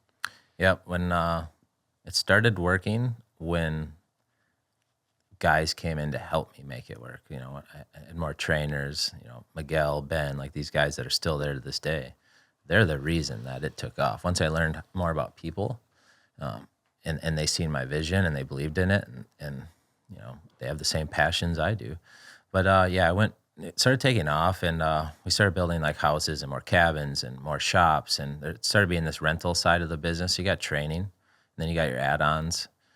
It's a menu-driven, operation. Like we don't want to outprice the common person like I was, but also we want to cater towards somebody that wants privacy and their own stuff. So along the way, a lot of real estate things at club happened, but then outside of that too. But so now you got a little bit of a cash flow thing starting to generate. You start understanding money a little more. You start acquiring assets. Now you can access more money so you can grow this thing. And you start learning that side of money, I guess, and things just kept going really fast. And I think the race team probably happened at the right time because things just started finally getting to where they were good, but also it became a quick burden to ClubMX too, where we went through a couple of years where club didn't expand much because all the money was going to the race team. And I had to undo that. And it's hard, man. Racing is like, especially 250 racing, you need every dollar you can get. Yeah. So I'm pretty aggressive for sure. But yeah, club just, more good people kept coming, man. And even now, like Daniel and Chad and, man, the off-road program we have, like it's so cool seeing so many cool people in one spot. And it's like, I remember last summer, we went out for a road bike ride. I ride out my driveway. We meet Chad. We meet Jorge. It's like, I got Ben Kelly and all the GNCC off-road guys. Like, what the fuck? This is so cool, dude. From our houses, we meet on the road and take off. I'm like, I'm neighbors with these guys. Get out of here. But it's a blur too. You got to like pump the brakes every now and then to like think about that stuff and be like, this is pretty cool. I'll gladly pay the toll for this. Yeah. So if we go on the club's website, can you like see how the property is laid out? Like, probably not. Really? Yeah, I don't know. I want to get like a visual of. So you've got your so you've got your own legit house that is on property. Like what's on the property now at this point? So club's 260 acres. Yeah. There's some cabins. I guess we do have video. Dude, I'm so out of the loop on a lot of this stuff. My sister and them, they do such a good job. This is great. So I have 20 acres, 16 acres that my house is on. We got like a 3.5 acre pond. And we got a wakeboarding system, a dock. It's full of fish. It's a cool place for the kids, a beach. They can hang out in the summer. Like some nights there's 20, 30 kids and families down on the beach just, at your place, basically. Yeah, it's summer. So I got 20 acres. I'm right in the middle of it. And then I'm surrounded. There's 10 tracks, Supercross tracks cut out everywhere. There's probably 10 full-size houses. We're just finishing 2 really nice custom homes. We're building a brand new campground. And so do you rent them or sell them? Both. Okay. Yep. We got our own farm. I raise my own cattle. We got our own chickens for eggs. We do a lot of our own greenhousing. Deborah's been one of the first employees and subcontractors at ClubMX, and she is a guru with nutrition and wellness. So she's helped me really change my life, but also impact others. But yeah, we have full service meal programs. We got 2 chefs cooking full time, breakfast, lunch, and dinner. Like when the guys are done training, their lunch is sitting there on the bench. You know, we're adjusting it all through data, blood paneling, the training program, like building a brand new wellness center that's going to be maybe the nicest our sport's ever seen, but data-wise at more of a stick and ball level, which is going to give me opportunities to bring in, you know, more people, more doctors. We got a great network we work with now. I mean, dude, across the board, like I want to learn everything about racing a dirt bike there is to learn, from the machine to the body to the dirt. I don't care. I want to know it all. Don't need to be the best at one thing, but I want to have a good understanding of everything. And then bring the right people in. Right. And it's happening. It's just happening. It's crazy, man. Fuck, that's so wild. So how many total buildings are on the property now? Probably don't even know. Probably 30. I mean, our race shop, a bunch of shops, some cool cabins, some of the OG cabins, some really cool little modern cabins we built. We got 2 really nice ones coming in a month. We got townhomes we're starting to build. We got this campground's going to be like insane campground, not just a campground, like a place you can stay at and mom will be happy. That sort of campground. It's going to happen. So how much room for expansion have you got? I mean, dude, we're maintaining almost 200 acres in the summer, mowing and operating. Like, it's a clean property. You know, someday we have a dream of like wanting to have a pro national one day. Like, we have this other side of the facility, we got a training side, and then we got what we call it our public side. And we've been cleaning it up, getting the water drainage, the roads, and like someday we're like, this would be cool to have a national to let everybody see the facility. And I'm not giving up on that, but it's taking a back seat to the race team because I'm not working on the property like I used to. But Miguel and them still do, dude. They're hammering. It's awesome. But it's just, yeah, we want to have like a, you know, if you go to ski resort and you love skiing, you want a condo on the slopes, that's your thing. If you live at a golf course because you love golf and you want a beautiful golf course and have a sick house, yeah, that's your thing. I want it for dirt bikes. I want my house to be badass, and I want to see dirt bikes on my way to work. I want to see a supercross track being prepped when I'm riding over the race shop. For me, fuck yeah. How could it be any better? Yeah, no, that's literally the dream. Yeah, so you're just building like the craziest dirt bike compound on planet Earth. Yeah, and I'm obsessed over it. I don't know how to stop. No, that's why I said the race team changes my perspective of the facility, because now I have an image in my head that's just way beyond what it ever was and what it is now. Like, nobody even knows what's coming. It's going to be crazy, dude. It's just taking off. And I feel we are already second to none in the world, period. My thought. But I believe that's true. And we've only scratched the surface. The stick and ball sports are still so far ahead of us, and I want to get there. I want to be the first to get there. And I think we can do it. So what do you see in stick and ball sports that we're lacking? We're just still, you know, the wild, wild west. Like, I mean, from the quality standards of a training day, you know, controlling the conditions of the track, replicating the race conditions, testing. You know, I'm learning about developing bikes. I'm learning the conditions of the track. I'm working with guys like Chad Reed that's been doing it all his life, and you're just picking up on these little things that now you get to pass on later on to the next group, and it just elevates the facility even more. Where football, they're recording data all the time. You know, they got coaches that specialize in each thing. We're still stuck in this rut that it's like one coach can answer all your questions. No way, man. I want to put a group of people around you that are all egos at the door, whatever it takes to be better. And we don't really have that in our sport much. There's a lot of egos. I think that just creates division, and I don't like it. I think we all got to just want to be after the one common goal, figuring out a team unity, teaching like these young men to like be team players in a sport that's conditioned you to be selfish, because it just elevates everyone when you get that atmosphere that's right. I mean, and that's what's happening at club, dude. Like, you just feel it. The culture there is different. People see what's coming. They see the stuff getting built. They see how hard we work, hard we try. The motocross track, the conditions every day. But yeah, just giving them the tools that they really need. Like, when you get hurt, it's easy just to look the other way and, all right, we'll see you in 6 months. Yeah, but you can still come to work every day. Yeah, I want somebody to get hurt and have every reason to stay there. because we have all the things you need. We have the doctors, we have hyperbarics, we got the tools, we got the resources, and it's what we're doing. We're not there yet, but we're getting there.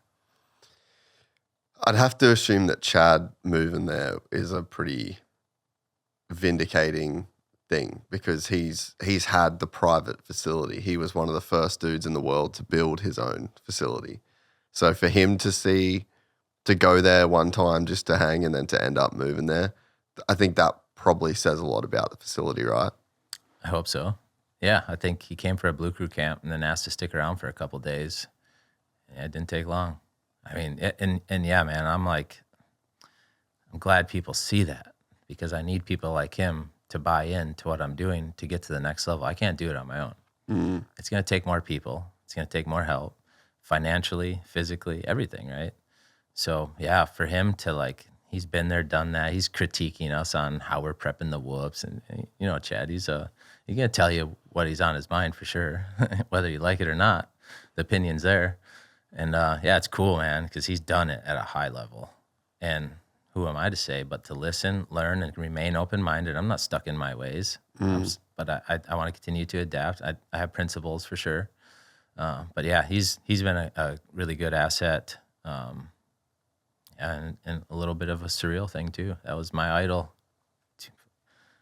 Man, he was the fucking baddest dude ever. The style was sick. The mental grit, fuck yeah. And then, yeah, it's dude, it's crazy. I would have never thought.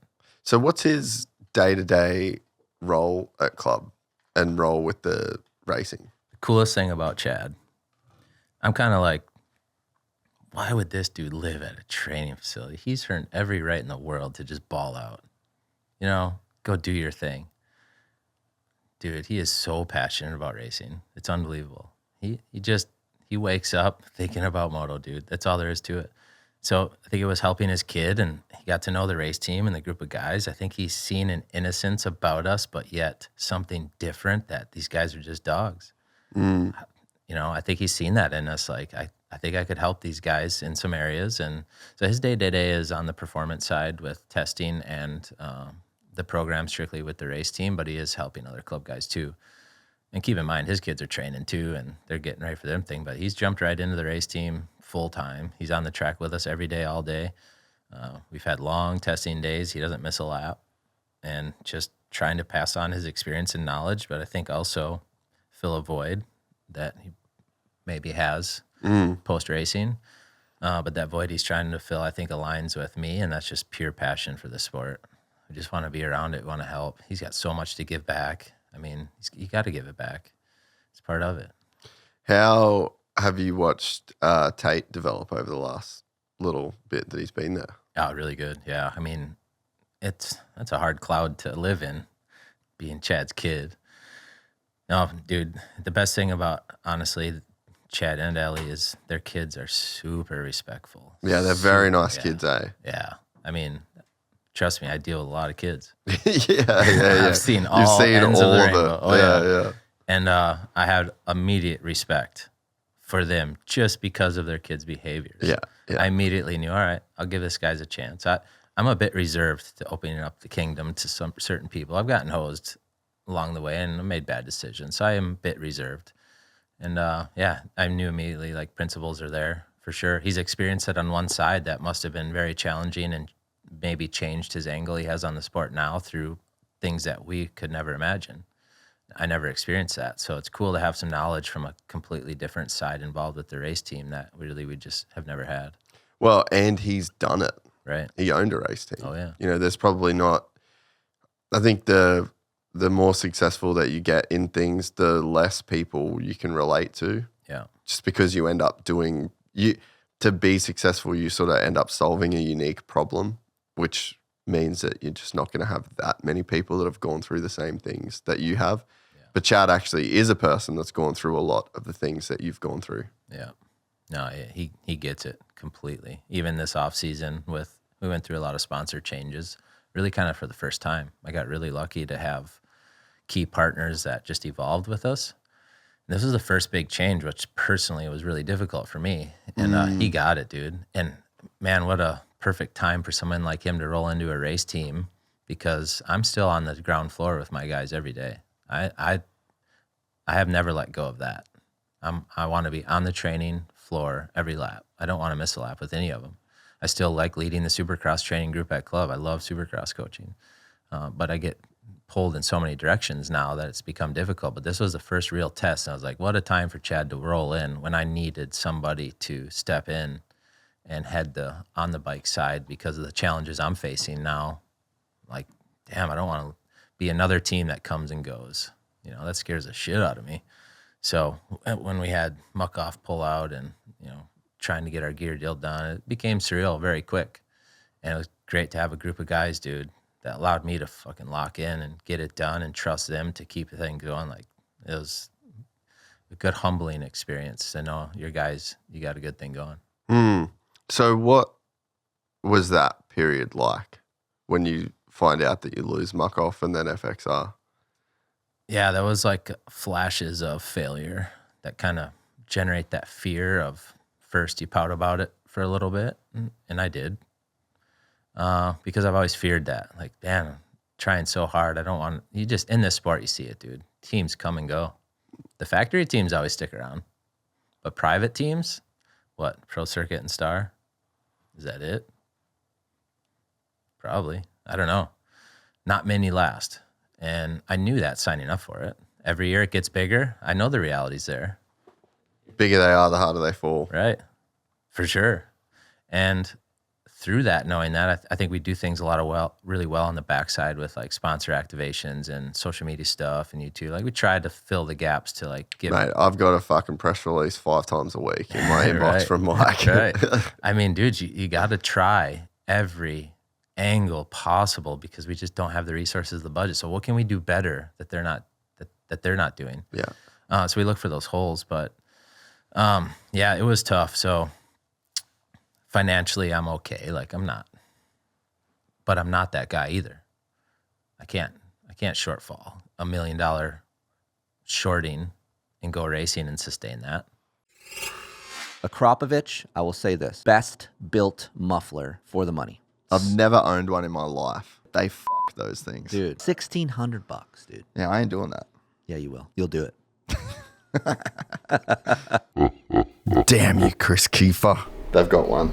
This part fits your ride. 1,300 with shipping. All right, let's go. So now we hurry up and wait. Oh, that was quick. Yeah, already. That's unbelievable. That happened so fast. Because this order was over $79, it qualified for free shipping. And Kiefer was right. Absolutely. This might be the most well-built exhaust I've ever seen. And we wasted no time fitting it to my YZ450. The way the exhaust mounts on Yamahas is unique, but really simple. And in about 20 minutes, we have transformed the look, the sound, and the engine characteristics of this 450. All that's left to do is hit the track. As usual, Kiefer was right. The Acro took the power of the Yami and put it in all the right places. It was smooth off the bottom, but still meaty, and I loved the new exhaust note. To transform your next ride, hit the link in the description and head to motosport.com. And right now, if you head to motosport.com/win, you can enter their ultimate ride sweepstakes and win a YZ450F of your own. So what is the budget up to right now a year for club? $2 million. Fuck. Yeah, dude, every year it's growing. It just never stops. So what do you think Star's spend in a year? Oh, dude, I mean, I don't know how they do it. I know that, I'm sure, I don't know that. My guess, Bobby still puts in a lot of money. A lot of money. Wants to. Awesome for the sport, dude. Hell yeah. I don't know, but I do know the money they could be spending on that facility. I know what it costs to run dozers, to build tracks, to maintain. I know the water trucks. I know all of that. We have it, so we don't spend money on that. They run a massive program. We get a glimpse of the part slips when our bulk orders come in to see what they order compared to what we order. Like, it shows. So we're always snooping, like whatever. Nothing strictly against them. It's just we're the only ones that we could find that out. Yeah. It's just through naiveness, whatever, or things. But honestly, I have no idea what they're spending. To run an amateur program and that too many 250s, just isolating 250 side, I have no idea. But it's, I don't know, 8, maybe more, 6. I have no idea. I don't know how they can do it. There's some serious money at stake, and pro circuit, I mean, they don't cut corners either, but they don't run such a gnarly program. Like, I think their stars got to be blowing everybody out of the water at the money being spent. I don't know. I have no idea. I'm saying this all just talking shit. I know I'm very good at making every dollar count. And now we're getting to a level that first time we've ever had a real staff. Jeremy Martin really opened my eyes to that, because we had an opportunity and we missed. Just wasn't ready in all the right places, right? So we hit a restructure phase that was like, we got to get the process dialed before we bring in somebody capable of winning. Now, not to say any of the other guys didn't. Lope set pole qualifying many Supercross races on our bike. We had a lot of guys really success come early, but then we had some hardships too that we dropped the ball. They got hurt. Yeah. Yeah, so the Jeremy Martin thing was probably, actually before we get to that, $6 to $8 million at start is fucking crazy. Oh, I have no idea, dude. I'm just talking but shit. It has to be. I mean, it has to be. And maybe more. And they're definitely not generating that from sponsors. I mean, I could be wrong. I don't think so. Unless there's some private, and we have a lot of private investments. There's people that give our money program that have no logo on the bike. They just want to help. They want to be a part of the story. They relate. They know what I'm going through. They just want to help good people.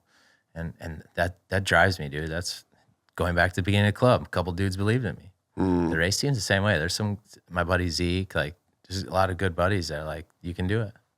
Well, you got to think with Bobby. So he actually did the pod last Friday. Comes out in a couple of days. Really? Wow. It's fucking crazy, bro. So he was saying that the first 5 years of Star was funded by his wife's gambling.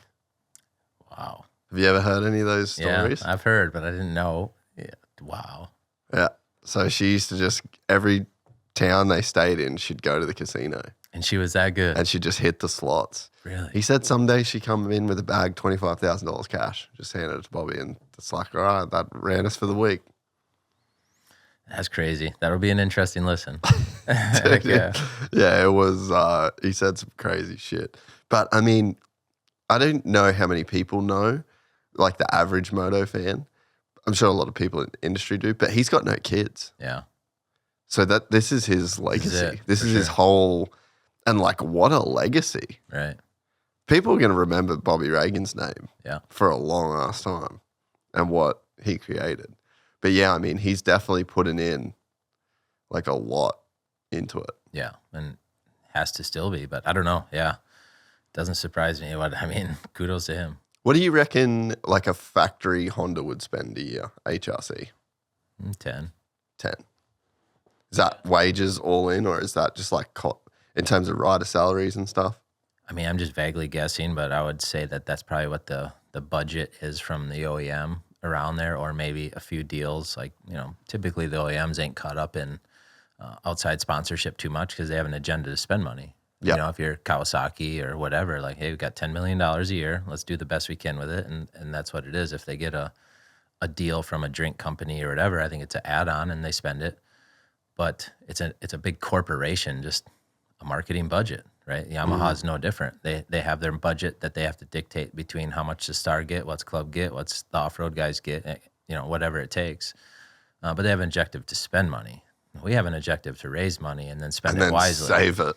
Yeah, so and spend it as wise as possible. So your back's up against the wall immediately because half your time is spent trying to find money. Yeah. I mean, I spend a great deal of effort and resources finding partnerships and then fulfilling the duties of that partnership that aren't related to racing. That's my whole life, brother. Yeah, exactly. We're in the same game. It's the same thing, yeah. So much of my fucking time is just spent raising money and spending that money. Yeah. And trying to maintain an equilibrium of not going backwards, trying to go forwards, and then try and make a really good product in the middle. Yeah, exactly. Yeah, dude, Yamaha was the first reality check to how they measure the value of the partnership. So you get your media value, and they started working with us to help us understand that. And that was awesome because it completely changed my picture of how big companies will look at us.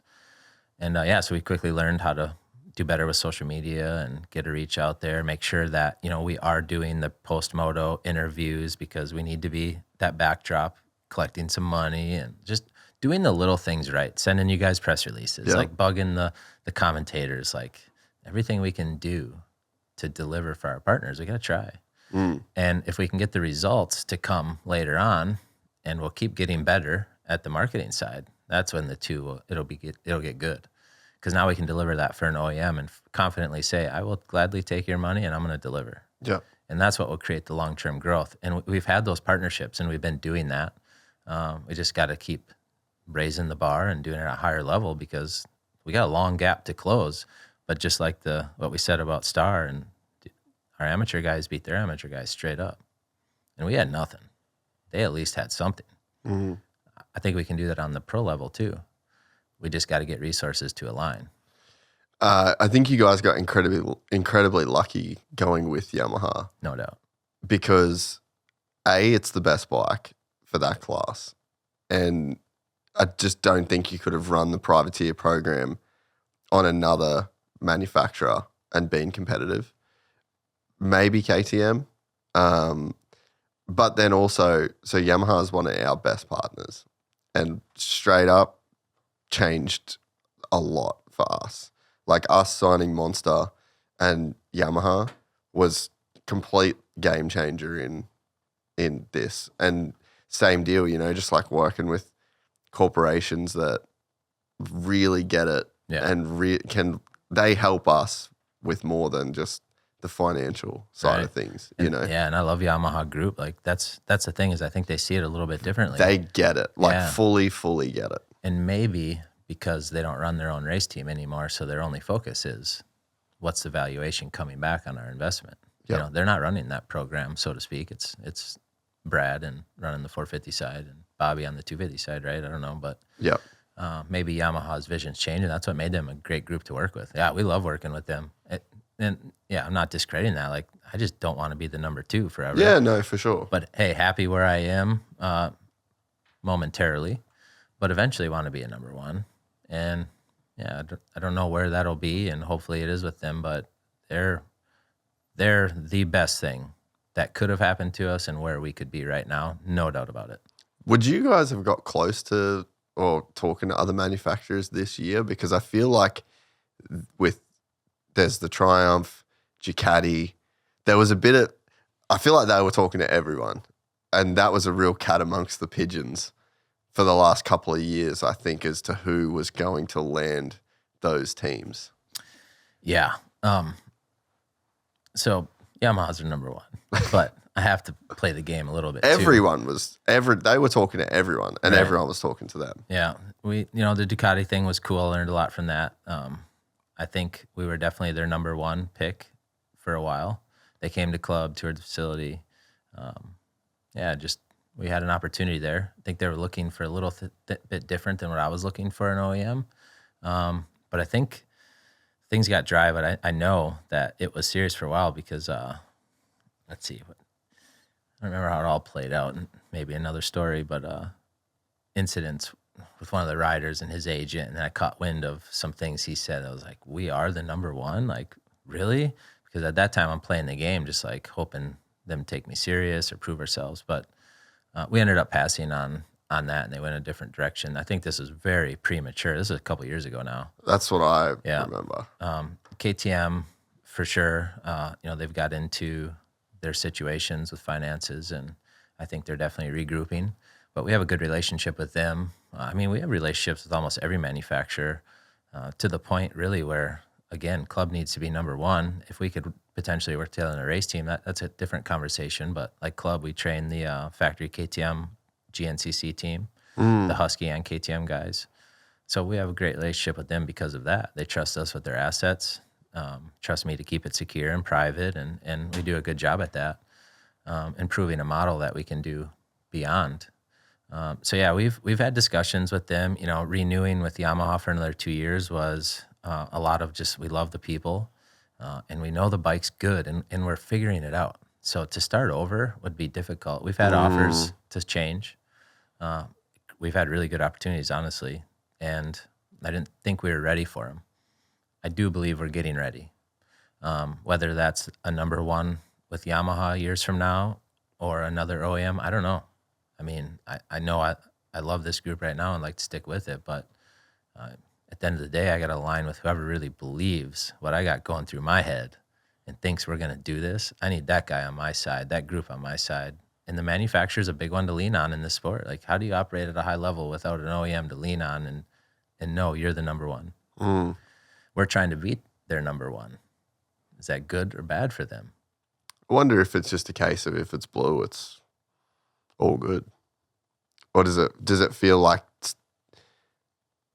that is the desired outcome, is to have the star black at the number one? I mean, if you put yourself in their position and most of your money goes to a certain group and most of your resources and time, does it look good for you if somebody else does it with nothing? What's your boss thinking? I don't know. And I'm not saying that's the case. Yeah. If I put myself in that situation, I'm saying, I could see from a Yamaha perspective that they're like, look how good our bike is. oh, for sure. That's how I look at it right now. Yeah. I'm pumped when Yamaha had. Dude, this weekend, the qualifying was like crazy how many Yamahas are in the top 5. Star, us, and Bar X, like, kudos to the Blue machine. I'm pumped for Blue Crew, right? Like, so I'm not saying I believe that that's the case, but if I put myself in their situation, I don't want us beating them. There's too much resources there. It just shouldn't happen. But I hope that it is the case that it's just success no matter what. And I feel that way from that group for sure. They've been super good to us. So was the agent Lucas? Yeah. Was it Ferrandis that he was working with? Like, No. to get in the way of that? Because I think that's what I remember. I remember having some conversations. Well, and that was that's what I got, and where I got it from, I'm pretty sure. That guy had a bone to pick with me, so he did whatever he could to tarnish my name amongst the OEMs, and one was Ducati, for sure. Yeah. I didn't have nothing to do with Ferrandis or any of them. I think it was due to Enzo Lopes' situation. So he interjected because of the previous issue that you guys had with Enzo, essentially. Well, if you want to dig into that story, it would be because that's a big one for you guys. I feel like that was a big moment. Yeah, it sucked. Yeah. Complete bullshit. Talking about politics. This is a game I don't want to play, but if you want to play it, I'm going to play it. And yeah, so we had a good run with Enzo. I thought we were going to help this kid and he was going to win races. We just needed time. I thought the same thing. And he didn't buy into that belief. But anyway, I think we were doing World Supercross. He just got a second or something and had a shoulder injury. Flew to Brazil, get his shoulder worked on. All things good. We had re-signed him for the following year. Yeah. Just sent race engines to Worlds, like updated engine, because we want him to win. I was actually in our little town of Chesterfield, and there's a little coffee trailer, like outside. Anyway, I was just waiting on a lady to finish, swipe my email open, whatever. There's a termination agreement email with just saying, hey, I'm so-and-so representing, it was Lucas Myrtle, representing Enzo Lopes, attaches a termination agreement. Please execute it and give it back to me. And I'm like, what? What is this? Is this even real? I'm calling Enzo, like, won't talk to me, won't answer my phone. My partner on this race team, Scott Jeffrey, he's calling him. It's like, what just happened, dude? This was like going so good. I mean, he's under contract. How can you just expect me to sign a termination agreement? Nobody even talks to me. And anyway, ended up, after I couldn't get a hold of Lopes for a while, I responded to Lucas. And I'm not, like, I don't mind agents and stuff, but I prefer just to deal with the rider. Because at the end of the day, I'm here to help you, man. If there's something we're not understanding, let's talk about it, because my intentions maybe aren't what you think they are. And I need to know it vice versa, too. Anyway, yeah, he basically said, dude, this is how it works. You're a privateer team. Like, you're just that team. Like, this is how the industry works. Sorry, mate. That was it. I'm like, who the fuck do you think you are? Are you kidding me? And anyway, got to be to the point where it sounds like maybe he made a deal before this happened. And then now all of a sudden there's Bobby's side. And I'm like, look, the dude's under contract. For a third party to come in and intervene and help him breach a contract is illegal. Bottom line. As an agent, you don't play the game like this. I'm not a stepping stone. I'm not going to be treated this way. Then he basically said, if you don't take it how you want, mate, but, we have attorneys on standby. It's a $1 billion company I work for, or whatever it was, Wasserman Group. And, got fucking messy for a while because I'm like, this is bullshit. Well, then Enzo got fucked because now we have a problem, but now he's got a problem with where he's supposed to be going. Now nobody wants him. And who's to blame? I feel bad for him. He relied on an agent for direction, and I don't feel he got that. I think I got my own opinions, but I didn't like how it was handled. Anyway, later on, we're beefing a little bit, right? Calls one day, playing the game. Man, why are we fussing over Enzo Lopes when we could be like fussing over millions of dollars? Like, I'm buddies with Paulio at Ducati, and I know you're the number one, and man, let's fight over some real money. I got the big guys. I got the guy they want. Just like, fuck you, dude. Don't play these games. This is not how this stuff, like, I get it, it's just motocross, but no, this is not right. And then anyway, their attorneys got involved. All right, you want to play the game? I'll play the game. And they quickly retreated. They know they fucked up in a lot of places. I should have pursued it. I just kind of moved on. Like, whatever, dude. Sucks for Enzo. And look it. We had a kid that could have been potentially on the podium. Like, he was on a good path. Yeah. Now look it. That sucks, dude. I hate that. Now, I'm not saying Enzo was right. He wasn't. But feel for him. He probably trusted a guy. He's a big figure, big name. Like, I feel for you. But anyway, that's when I found out about, like, at the Ducati thing, it was just all talks with corporate. But I had a hunch because the talks became more. I'm like, but you don't know where you lie. I'm just this little dude in Chesterfield, South Carolina, trying to figure this game out. Like, I'm not that well connected in the industry, so to speak, because I'm still pretty new to it. And you kind of keep to yourself. Yeah, for sure. But I knew the talks were good. Anyway, it didn't matter because I didn't want to change. And whatever happened beyond that was cool. But that was how I kind of realized more information and then dug into it. And then, yeah, for sure, we had a real opportunity there. But the connection between ClubMX and a race team, just going to the 450 side, I felt like it was a disconnect. Because I want kids training there that I want to help. We love the concept we have now with our amateur guys, getting to prepare them. To go up. Prepare properly. Yep. I don't think a lot of race teams do that. Star, Pro Circuit, all these guys, KTM, they just kind of throw them in there. When the team needs you, you need to be ready. Yeah. And I kind of want it. When you're ready, we're going to go. I think your futures program last year kind of showed that. Yeah. Yeah. Take our time. Let's do it right. Yeah. Let's do it our way. Look, we're a training facility. Like, we should be able to do this better than they should just out of nature. Yeah. So, yeah, I think when, maybe when the right opportunities and the right people see that's coming, we can get more momentum behind us, more investment, more resources, and it'll be interesting to find out. Maybe it won't happen. Doesn't matter. I've never spoken on the Lucas situation. I don't like that guy. That's just my opinion, dude. I ain't here to badmouth anybody. But can you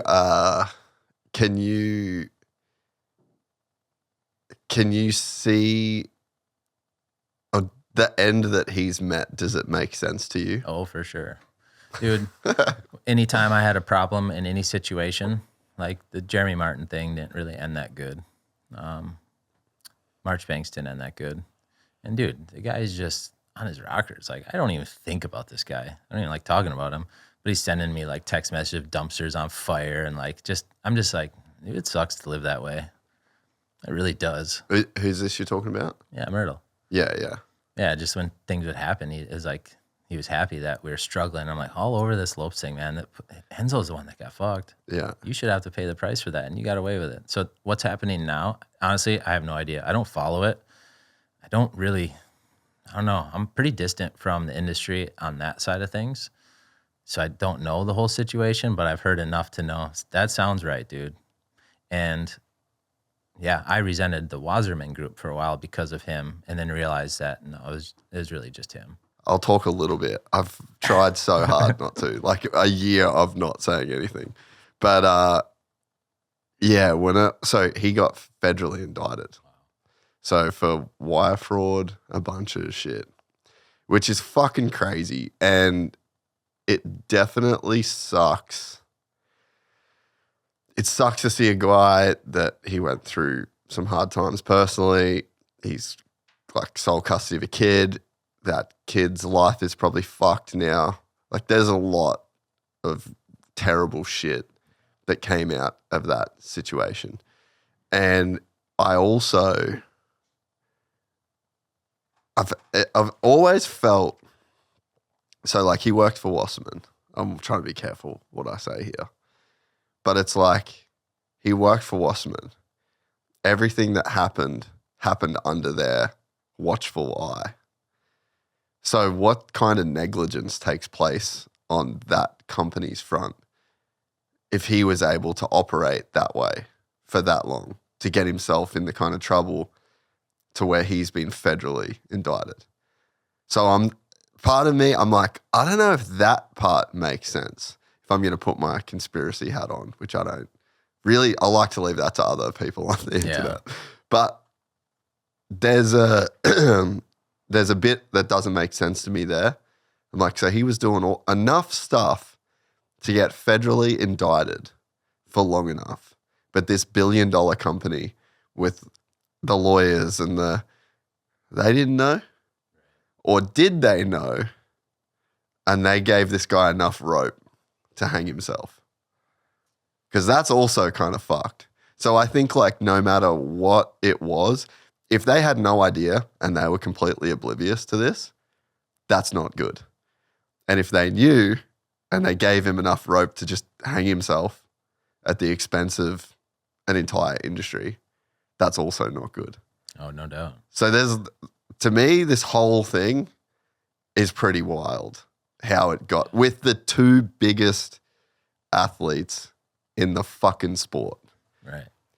So I don't know. This whole thing is crazy. And I think you're probably right, but my guess would be our sport is pretty little to Wasserman. So probably not a lot of eyes on him just due to the fact that this isn't stick and ball money. Now, Jet and them for sure, first big one. But up until that point, probably a lack of supervision on him, I would say. Don't know, totally just talking shit. But being the head of motorsports, I don't know.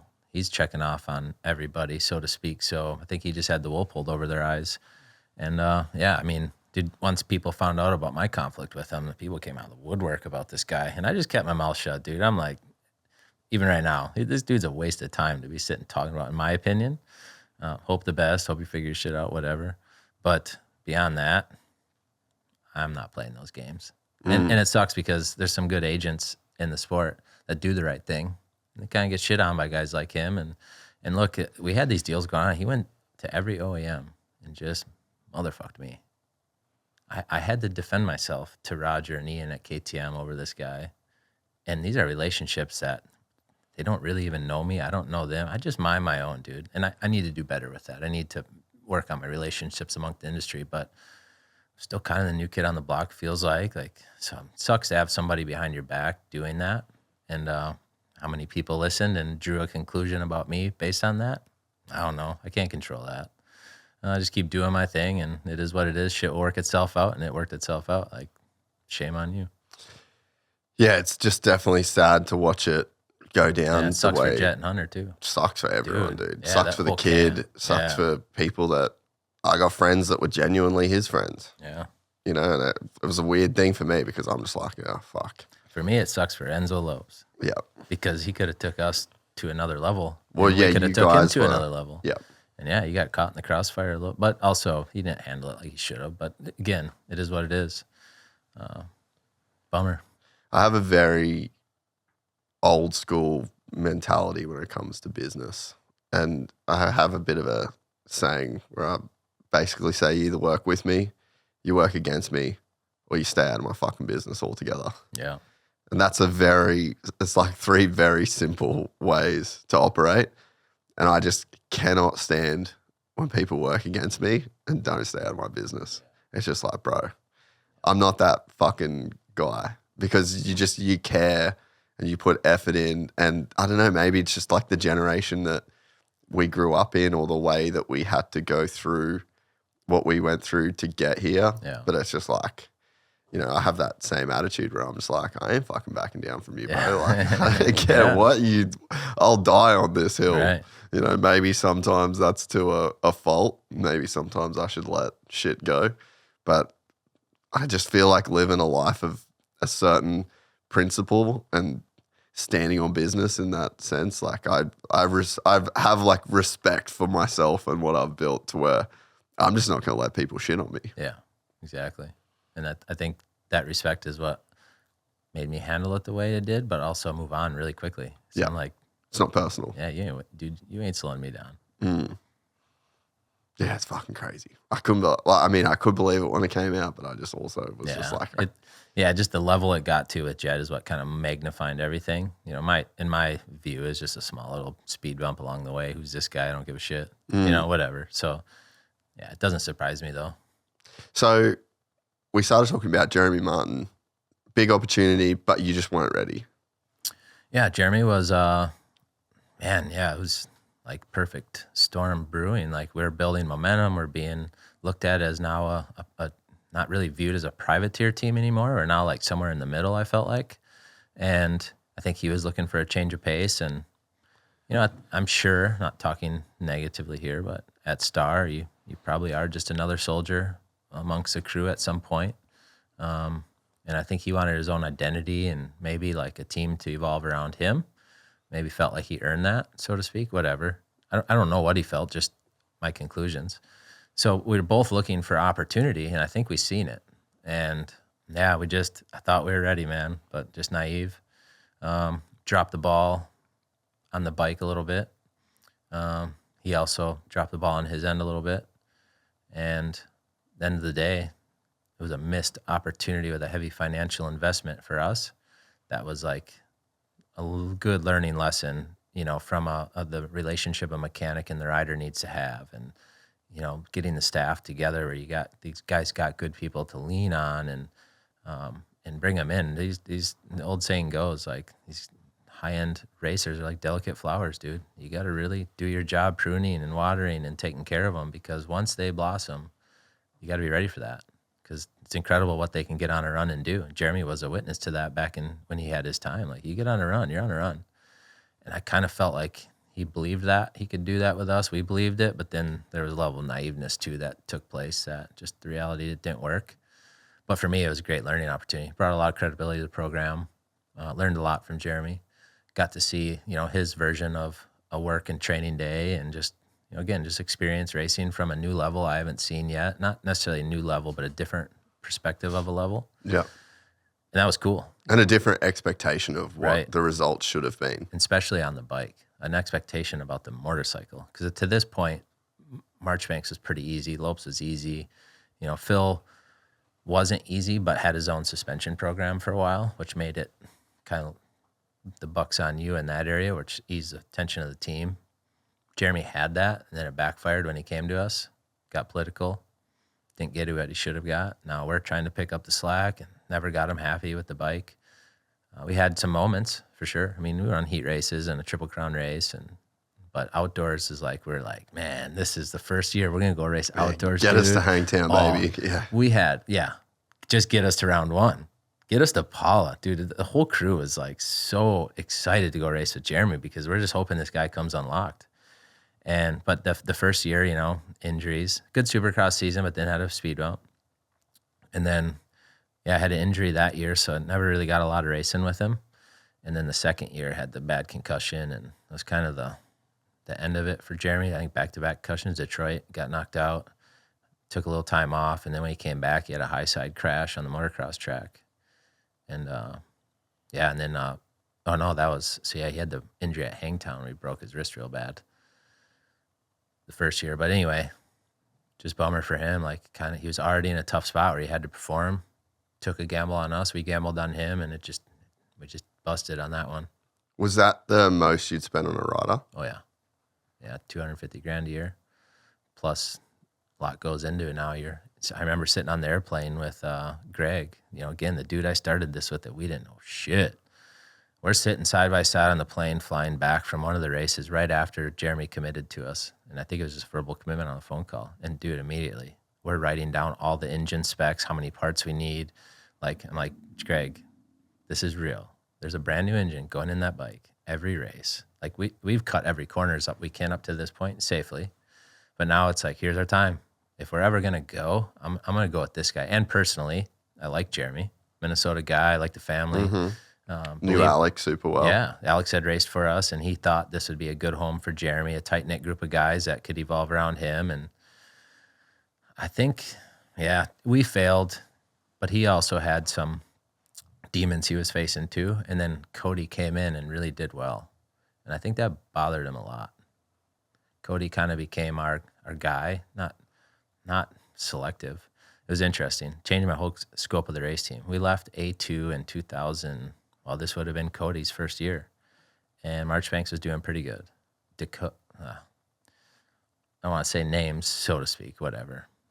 A staff member leaving the track, A2. We had just got a second place with Marchbanks in San Diego that year, and Cody, I think, got a 6th at A2, different coasts. No, not different coasts. I'm trying to think of how the story unfolded. Whatever.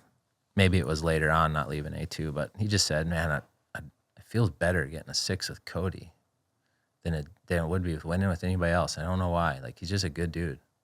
And I'm like, you know what? I kind of feel that way too. And I didn't know what to make of that comment at that time. This is not a pun to Marchbanks. I think it was just he had been our success. Yeah. And he said that, and it resonated with me, and I didn't know what to make of it. I thought about it for like a month straight, dude. 2 months, I couldn't get that comment out of my head. I'm like, that's the way this race team needs to be built. People we want to go racing with. I don't want to pay for a result. I want to have the right group of people do the right things with the right people, and I want the rider to feel that skin in the game and really learn how to be a team player. Because when you align that many good minds, dude, the sky's the limit. But this sport creates the opposite. It creates selfishness. It's all about me, me, me. The rider, it is what it is, dude. They've been born that way from a young age. They started homeschooling, and parent put everything on the line for them to succeed. It's a selfish way of growing up, and we see that. We deal with it all the time, but we work hard to change perspectives. And I think change that selfishness into gratitude. Like, dude, you should be pretty thankful that your mom or dad did all of this for you to get you to this point, that they were willing to like go broke and give their careers up for you to go racing. Man, there's nobody that should be bitching on race day or training day. Like, you better be the most grateful person in the world. And these guys don't get those lessons much, right? But Cody was one of them that showed a lot of gratitude. So now we look for that in riders. Like, yeah, dude, we want you to buy into what we're doing, and I want to buy into who you are. And let's see what we can do. Yeah, there's a dichotomy between being as selfish as one needs to be to get the most out of yourself. But then in the team environment, once the helmet comes off and the bike is on the stand, you almost need to be the most selfless person under the awning. Right. And a lot of riders want to be the selfish, all about me, I need the best performance for me guy when the helmet's on and off. And there's famous stories about Michael Schumacher where he would leave the track at the same time as his mechanics every weekend at Ferrari, because that's how bad he wanted to win. And he knew that he needed to know everything about the car. He wanted to be a part of every decision. So he was an example of that. The guy that was just insanely selfish on track, but incredibly selfless off track when it came to the team. But that's not normal. Right, and it's not. And honestly, that's who Jeremy is. He was in the shop, sweeping the floors, helping the crew. Like, yeah. Really? Yeah, that was him for sure. Nicest guy in the world. But just, the stars just didn't align. Did you leave on good terms or bad terms? Yeah, that one ended poorly. It sucks. So the very end, he had that crash on the training day where he got knocked out again. And I think at that time he's like, I'm done. I've had enough. Yeah. And it's like, all right, go home, take some time off. He went home. He had to do a lot of therapy and stuff, whatever. That's his story to tell. But on our side, it was just kind of waiting. Like, is he going to want to come back or not? We didn't know. And then, he started calling saying his heart wasn't anymore, and he's done. He came back to club, packed up all of his stuff, took everything, moved out, went home. We had good conversations when he left, like super supportive, but he basically said, I'm done. He did say I'm done, not basically. We gave him a termination letter, but he kind of rebutted on signing it, which was strange, and then wanted to take it home and digest it, going through a lot of emotions right now. Yeah, dude, get it. Yeah. Go do your thing. Yeah, and then so everything stopped at that point, and we had to move on as a program. Like, now we're a year and a half in, and he quit on us. Dude, support it. Not saying quit in a bad way, just his time was up, and if your heart's in it, your heart's not in it, right? Like, I'm glad to walk away and just lose what we lost, but he looks at it as he lost, and somewhere along the lines, he was home for a couple of months and had a change of heart and decided that he should still be getting paid. And after he had just come and told me straight to my face, you don't owe me any more money. I'm sorry for letting you guys down. Like, that's why we handed him a termination letter. Because that's a pretty big nut. Like, that's what, 30 grand a month, pretty much. Pretty hard to fork that out. It is. A month. Like I said, I'm not a guy that can do that. And dude, we got paid bigger money to bring him in. Partner stepped up. Yes. And now we don't have him, and we got very little out of him, so to speak, not blaming him. But tough for everybody. And we had just a disagreement on how it left. I'm like, I don't understand why you should still be getting paid. You've been paid up to this point. And there's a discrepancy over the money that was owed on his injury clause to pay out versus what was actually owed on the injury clause, and he couldn't make sense of it. And then attorneys got involved, and then they made sense of it, and it got settled. But it's just like, it didn't need to go that way, right? Like, but yeah, that's really the disagreement. Everything else, personally wise, like, fuck yeah, that dude was awesome. I told him many times, you're a franchise guy. Because he's the guy you were just describing, coming into the shop, like total team player with the team.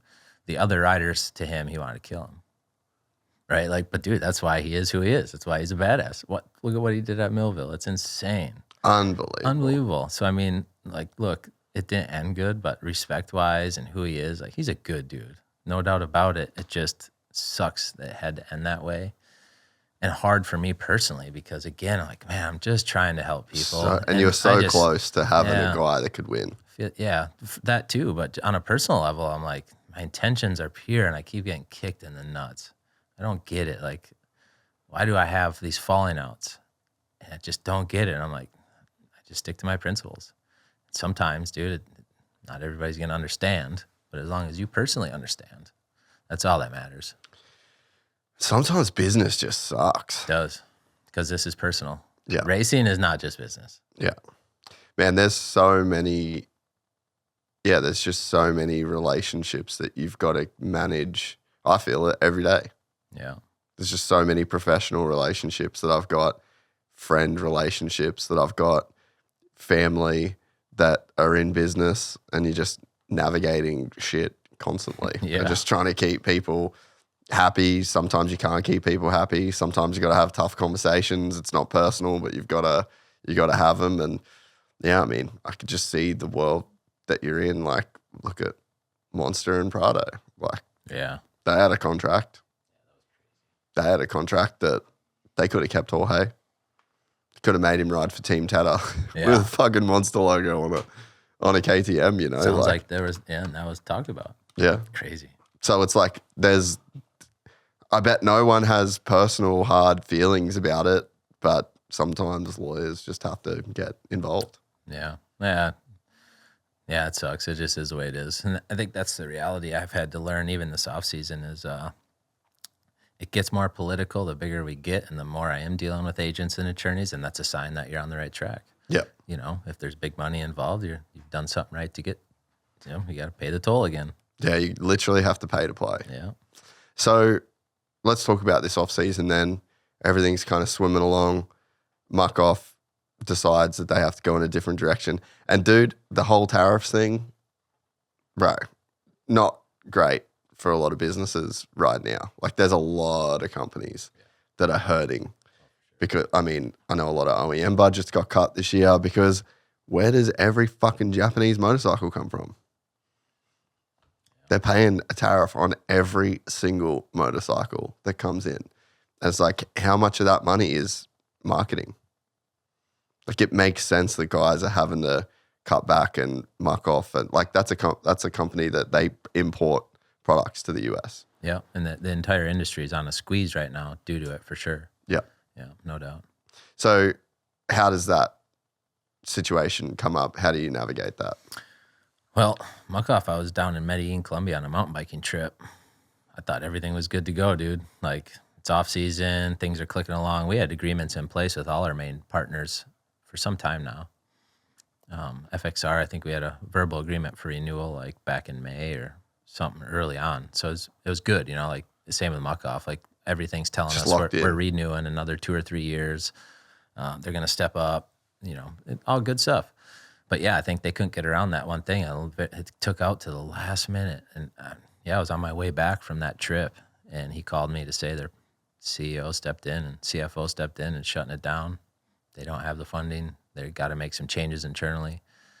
I was like, fuck, this sucks. You know, all right, where do I pull from? What gets clipped? And so that's just, I'm assuming that's over a 6-figure deal. Oh yeah. No, not over 6 figures. No. So they weren't putting in more than 100 for the. 100. Yeah. Sorry. Yeah. 6. Oh yeah. Way more. Yeah. Over half. Really? Yeah.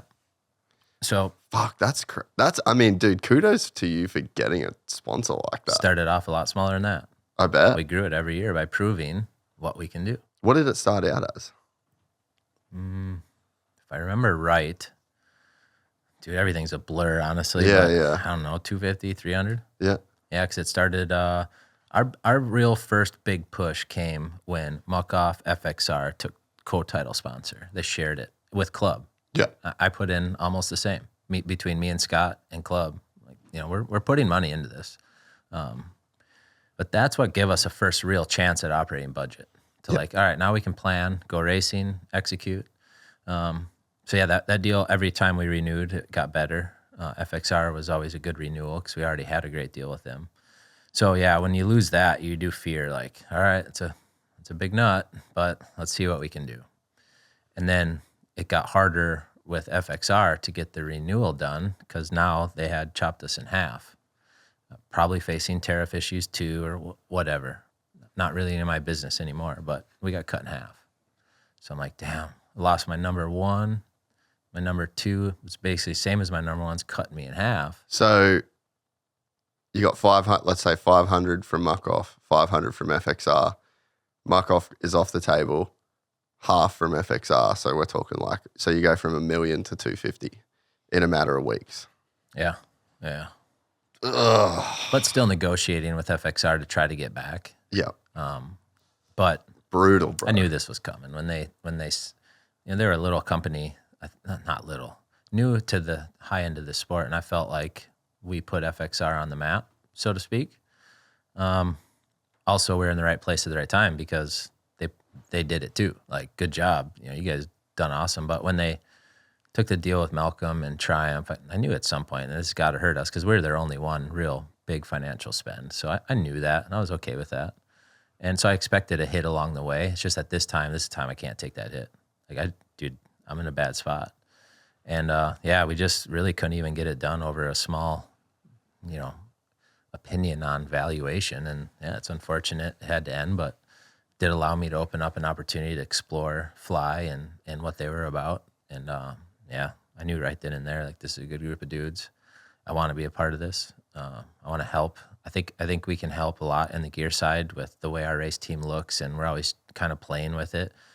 With Club as well, we have a following. We have, you know, we can move the needle. We did dramatically with FXR. Do you have a store on the property? We have a pro shop, not to the point where it's selling gear and stuff, but yeah, keep focus on the bikes. Yeah, okay. We stock everything, keep kids training, and a lot of the race team stuff we'll get, secondhand things, plastics. Like we pass it all on as much as we can. Yeah, okay. Yeah. So, you then go with Fly, which they're an awesome company. We actually did some stuff with them on our Cooper episode, and it was my first time dealing with Fly as a company.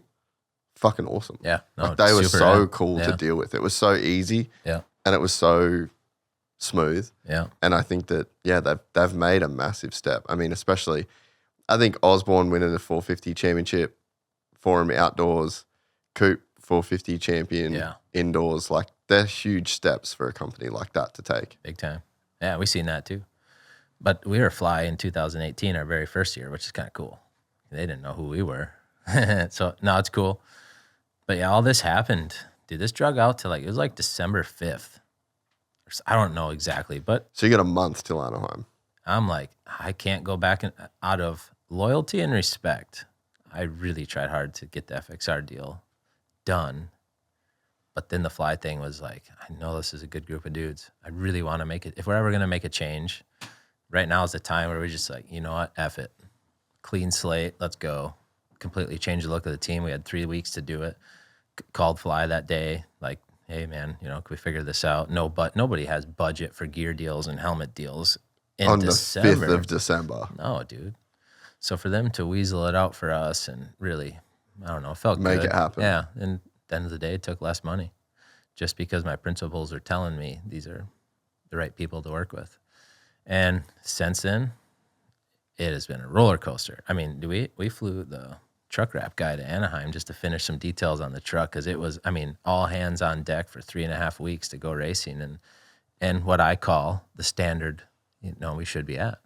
I want brand new awnings and skirting. I want to rival a factory team, I think we can still do it with just manpower and grittiness. But in that month of time, dude, it was crazy how many people started reaching out, wanting to help. And now we're the biggest budget we've ever had by a little bit of growth. Not like, hey, dude, we're there. No, we just got a long ways to go. I still financially need a lot of help to keep scooting this thing along. But we had now 7 years of consistent growth, and I think we got tested big time this year with the industry on a squeeze, lose your main partners, and we still figured out how to grow. That's inspiring to me to keep going. Hell yeah, dude. That's massive. Yeah. To take that hit in a month. Yeah. And then fundraise a substantial amount of money in 3 weeks' times. Is there anyone worth thanking for that? Or it's a lot of people that they just want to be behind the scenes? A little bit of both, yeah. Tom Paulson, guy I knew from Minnesota, just heard about the muck-off thing, called me one night, how can I help? And I'm like, why didn't you call me? I'm like, dude, I'm not calling people for money. That's not me. I'm just I want to figure it out how to earn the money and say, here you go, I delivered, Mm-hmm. And yeah, the buddy deals are hard. But anyway, a lot of behind-the-scene guys, some new companies, Air 817, Tom Paulson, my buddy Zeke, just people that have supported the team for a long time, plus current partners on the team. They stepped up. I think we do deliver some value in different ways quietly that people feel, and we got tested. But this one, this has allowed, Daniel Blairs come in. We brought in better mechanics. We revamped our entire suspension program. Greg, that started me, he's back on engines, which originally was his specialty, working with Jamie. And dude, we're in a short few years. We're 100% building our own bike. We do all of our own suspension, all of our own engines. We still lean on Twisted and now REP for support, but we're developing every single day on our own exclusively. No help from an OEM outside of product, but technical help. And it's been a challenge to learn all this stuff about the bike.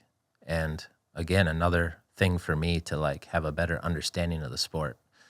And I'm just fascinated by it. So I love being on the track, watching testing. I like understanding valving on suspension. I like understanding the dynamics of the engine.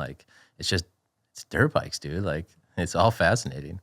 So you've got your own engine room, dynos, everything. Right. So when Jamie's coming to build your engines, he's doing it there with you. We build our own engines, but yeah, we work with Jamie to develop our next year's package. Usually, like this year, we had it done in about August. This summer, we kind of revamped our program, and we're doing a lot on our own, and we lean on him when we need support, but he can actually log in and take over our dyno and computer anytime we want to test. And also we fly him in for testing, but he's helped us learn, and he teaches Greg like he's one of his, and that confidence to do that. And like it's his livelihood, right? Like he doesn't have to do that, but he believes in us, and he's been from the very beginning. One of the best things for our race team was Twisted Development, because we have competitive bikes, but now we have to figure out how to get to the next level, which is unattainable retail items. We're now machining a lot of our own stuff. We got budget going into parts and working with CNC shops in our area. We don't have all that, but we're figuring it out. Same with suspension. I mean, I tried to get the KYB program, like to purchase it, and we get shut down on it every time, it seems like. It's like there's never a way for us to obtain some of these parts and services, no matter how good we do or willing to write the check. Because we're not a factory team, we can't get it. So it's like, fuck it. We're going to figure this out on our own, with or without you. We're doing it on our own. We started that last year. This year, we've really made a step forward. And Chad, I mean, dude, he knows suspension. He can understand what a bike's supposed to do. He can still ride it. He does. And he's alongside my guys every day testing that bike. And I'm like, what a better guy to have on your side developing a motorcycle than Chad Reed. Give me a break, dude. So you guys are at the point, because North Carolina, near Charlotte, pretty good machine shops at building race car shit, right, and race bike shit. Yeah. So you guys are kind of in a pretty good spot for that. We are, yeah. We actually work with JGR on a lot of things. Oh, really? Yeah. Done some carbon work for us. We had a primary gear made and different components for testing, and machining on our own flywheels and just all the different stuff. We pretty much have figured out how to do it on our own. And again, we're just scratching the surface. This is just what we can afford to do at this moment in time. We know what we need to do beyond. We just don't have the resources to do it. So what are some of those things? Well, the 250 class, tough class. I mean, really, we need our own spec transmissions, which are crazy expensive. They're servicing the machines you're using to inspect race engines before they go on bike, the data logging, the electronics, all the mapping, the fuel injection. I mean, there's just so much that goes into it that we think we know, and we're bringing more knowledge in that we think we can figure it out without an OEM, but it's the stuff they're doing anyway, right? Like, so it's a challenge. Same with suspension. Like, you get your hands on a few pieces along the way that, like an air fork, you have to have that good base valve from KYB, and it's a factory piece. They don't sell them. Like 250 class, I don't think it's right you even get to run it if nobody can get it. So for us, it rules out the air fork. Well, if we get our hands on one, eventually, we know what it is. We can reproduce it or find ways to get it. Now we have the option to run an air fork when a guy wants it, where in the past we've never had that. So those little things need to be available for the rider to make them happy. I don't have a one-size-fits-all mentality that this is the package and you ride it. I think every rider is so unique. The beauty of the sport is within the way the rider rides a motorcycle. So we got to build him a bike for him, for his style, everything. So it takes a lot of resources to do that, because the cheap way to do it is just one fits all and just replicate. Yeah, and sometimes you got to pick and choose your battles. So right now there's battles we face and battles we just can't do. But I do think our bike is quietly pretty good. Mm-hmm. There's only 3 teams in the world that have the factory KYB shit. Star, Yamaha, MXGP in Europe, and CDR in Australia. That's it. Right. It's wild. Yeah. But once you start seeing some of these pieces, people can make it. But they're doing the same to their competitors too, right? They're breaking other stuff down, seeing KYB, seeing what Show is doing, WP's wondering what's going on here, what check valve they're running. And so as you just get exposed to these different levels, you just start finding ways to not only, you don't want to replicate it, you want to figure it out, why is that better and how do we make it a little better? So we started down this path. New crew chief came in, Robbie. Joey Crown, one of the first kids that ever raced for me, brought him in to be a suspension and test rider. Like, true. He's got like the brains for the engineering side. And I think he's going to do really good at it, and he's done good. But also just giving opportunities to guys that love racing. So for me, it's like, if you think you can do it, I'm going to support it. Yeah. And let's see if we can figure it out. But no, we're still, dude, I'm talking a big game because we're still just a little race team. But I think we're quietly better than probably what people think.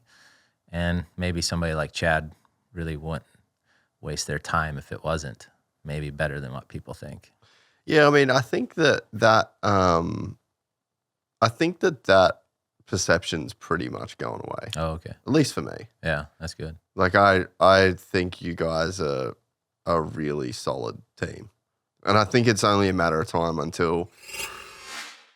I want to say a massive congratulations to the team at Fist Handwear, because starting right now, Fist is proud to be officially distributed in the US through a partnership with Parts Unlimited, bringing their gloves to riders all across the US. That means it is easier than ever to get your hands in a pair, no matter where you are. I've been banging on about how amazing Fist gloves are for the last 10 years, and now it's easier than ever for US riders to get a pair of their own. If you've heard me talk about them on the podcast before, but never tried a pair of your own, now there's no excuse. No matter what you ride, motocross, BMX, road, or even on the job, Fist has a glove designed for every condition, from blazing heat to icy cold. Apart from being the best performing gloves in the world, they also have a design for any flavor, from wild prints and bold graphics to collabs with some of the world's best athletes. And it doesn't just stop at gloves. Fist has moto socks, tees, hoodies, and hats, the full kit and caboodle. I've trusted Fist for over a decade, and I don't plan on changing. Do yourself a favor, join the Fist army today at fisthandwear.co, or head in to your local dealer and tell them that they need to start stocking Fist. You think about, well, Kenny rode your bike. Oh, that was what a missed opportunity that was. Really? Oh my God. That guy's a freak, dude. That was fun to watch him ride. It's different, a stadium or videos, but when he comes to your track, when you've seen it ridden what you think is high level, and a guy like him jumps on a bike. This was when the new Yamaha came out. It was a media bike. We had to scramble to Georgia to go get it. The fucking clutch was fried. We didn't have a clutch for it. We didn't have suspension for it. We just built what we could. The bike sucked. Really? At this time, we didn't have our own suspension program or engine program. Like, we relied on outside vendors. COVID changed it all. Because we got sucked in when we couldn't get the parts we needed through Jamie. Like, everybody got trapped. And that's when I was like, we cannot depend on so many people if we're going to try to get to the next level. So that's what kind of changed that shifting of starting to do things in-house, even just servicing suspension. It used to be ship in, ship out. Now, then it was, let's just service our stuff. That's so unsustainable, eh? Right. It's crazy. And then shipping got crazy. COVID, everything got crazy. So you're trying to save money, but also created opportunities. Now you're servicing, you're learning. Well, do we have every resource imaginable at Club for tracks and testing? How could we not be trying to beat this setting? But Kenny was, man, I think if we could have just had our hands on that bike for like 2 weeks, we could have given him something pretty good. Because I knew kind of what it needed to be, and I had the people. We just didn't have time. It was last minute. Go get the bike. It came the night before. We threw some graphics on it, and he just rode it. And I think he was impressed with Club and the environment and the race team, but because, look, he comes to ride a bike, and we can't even change suspension or put a clutch in it. Come on. A guy like him ain't signing with a team like that, right? But, man, if we were one more year ahead, that would have been interesting. And props to HEP.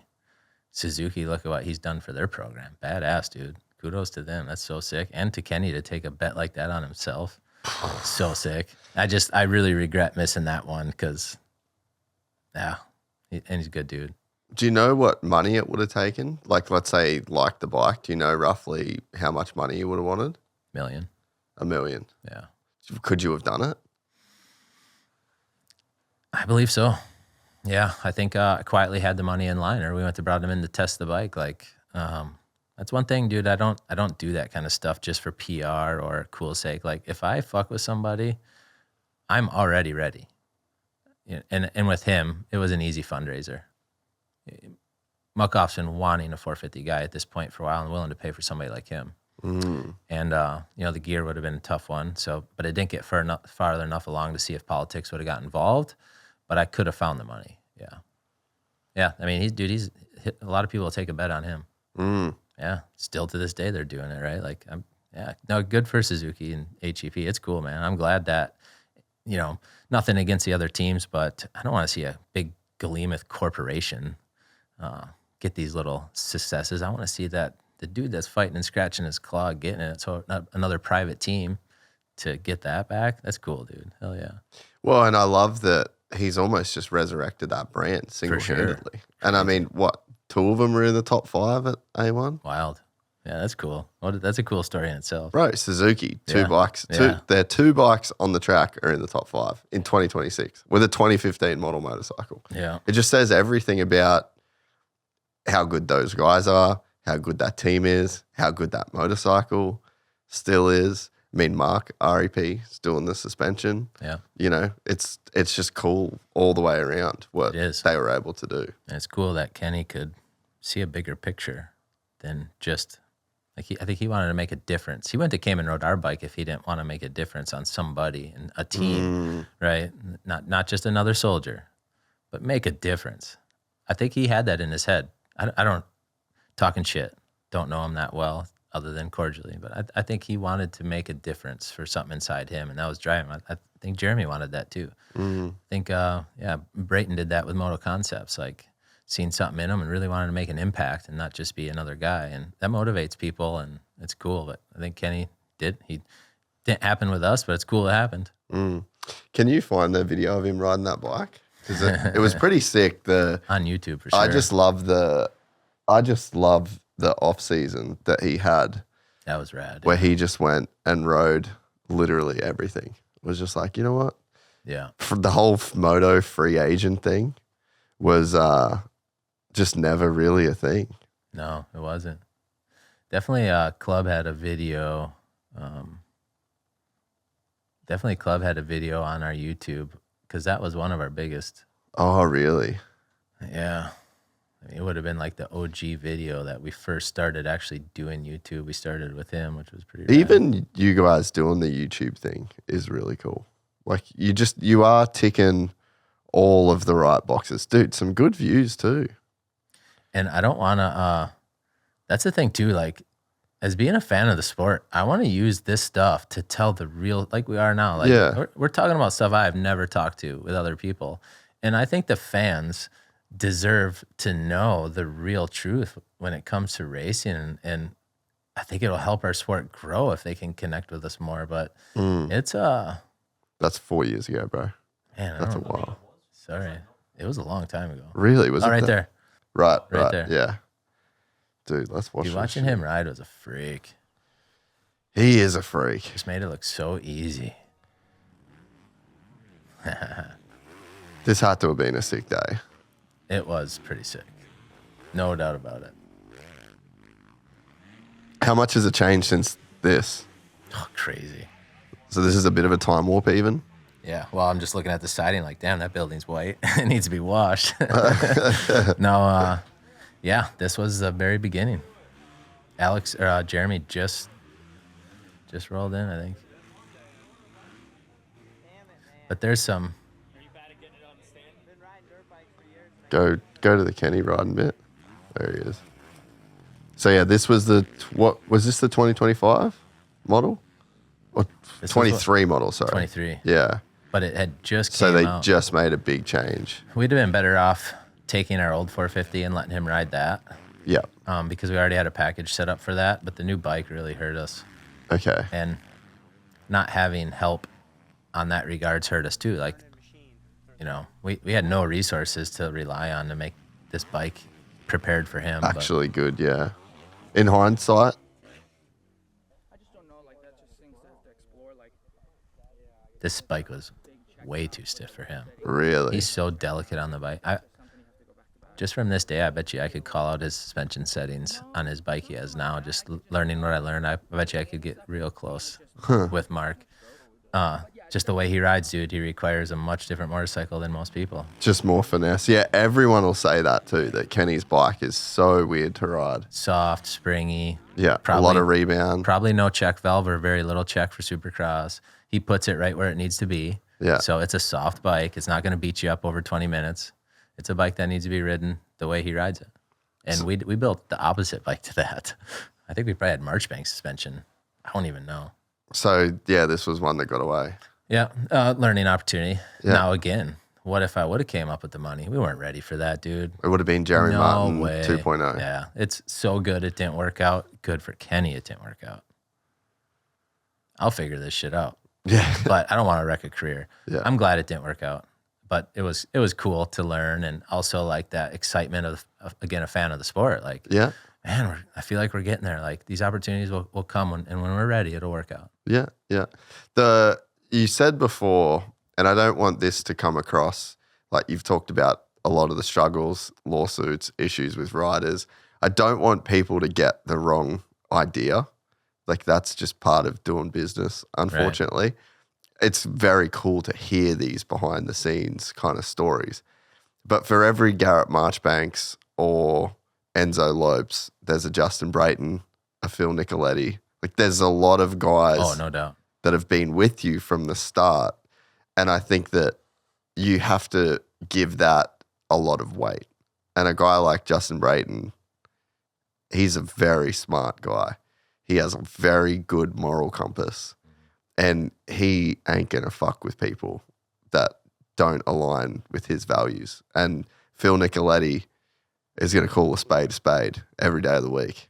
So I think that as much as we are talking about some of the things that didn't work out and some of the hard things that you had to deal with along the way to the point where you are now, there's so many people that have been there from the start, and that says a lot about a person. Yeah, I appreciate that. And I think that's why I'm content just being quiet and minding my own, because I'm like, I'll let my actions do the talking. And, in my office, I don't really have an office anymore, but in the clubhouse, 2012 when we first built that, first thing on my wall was lead by example. It's a big sticker.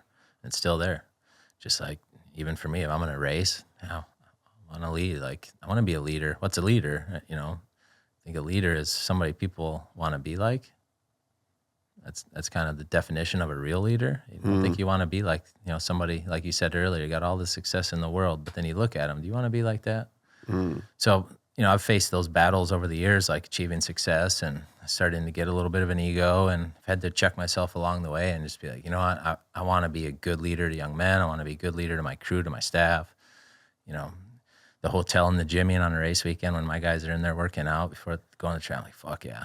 Yesterday when we flew, we had a night flight here last night from Charlotte to San Diego, and there's 7 of us that went mountain biking on our way to the airport. And Miguel, my track guy, came up, and those are the moments, dude. It's like, who gets to do this kind of shit for a living, right? Like go jump mountain bikes for 2 hours before an airport ride with your crew, my crew chief, suspension guy, my track builder, my mechanics, Greg. Like, that's cool. It's just fucking cool. Like, you can't take that stuff for granted. And when you don't take it for granted, that's what fuels you to just keep fucking going. You don't have to slow down, but you got to recheck yourself along the way, because it can get away from you quick. Everybody's like, what's it like owning a race team and having all this? I don't feel no different than you. There was a time I probably did, and I'm glad I regrouped, because that could have took me the wrong way. But dude, I'm just like you. The shit wears off. New's cool at first, but that doesn't make you happy. But creating opportunities, if I got to fail some along the way, that's okay. You're not going to win every battle. But yeah, like you said, as long as there's more wins, that's what matters. And hopefully that ratio is at the high side, 9 out of 10, like it'd be nice. But there's a lot of success stories that have came from club that were even quiet.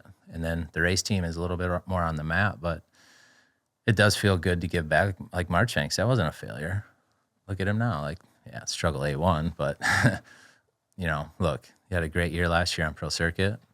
Got a 450 GA, making good money. Hopefully he makes the best of it, but we give him a new birth in this sport when a team just didn't care. Now, I don't want to be like those teams that lose hope or care.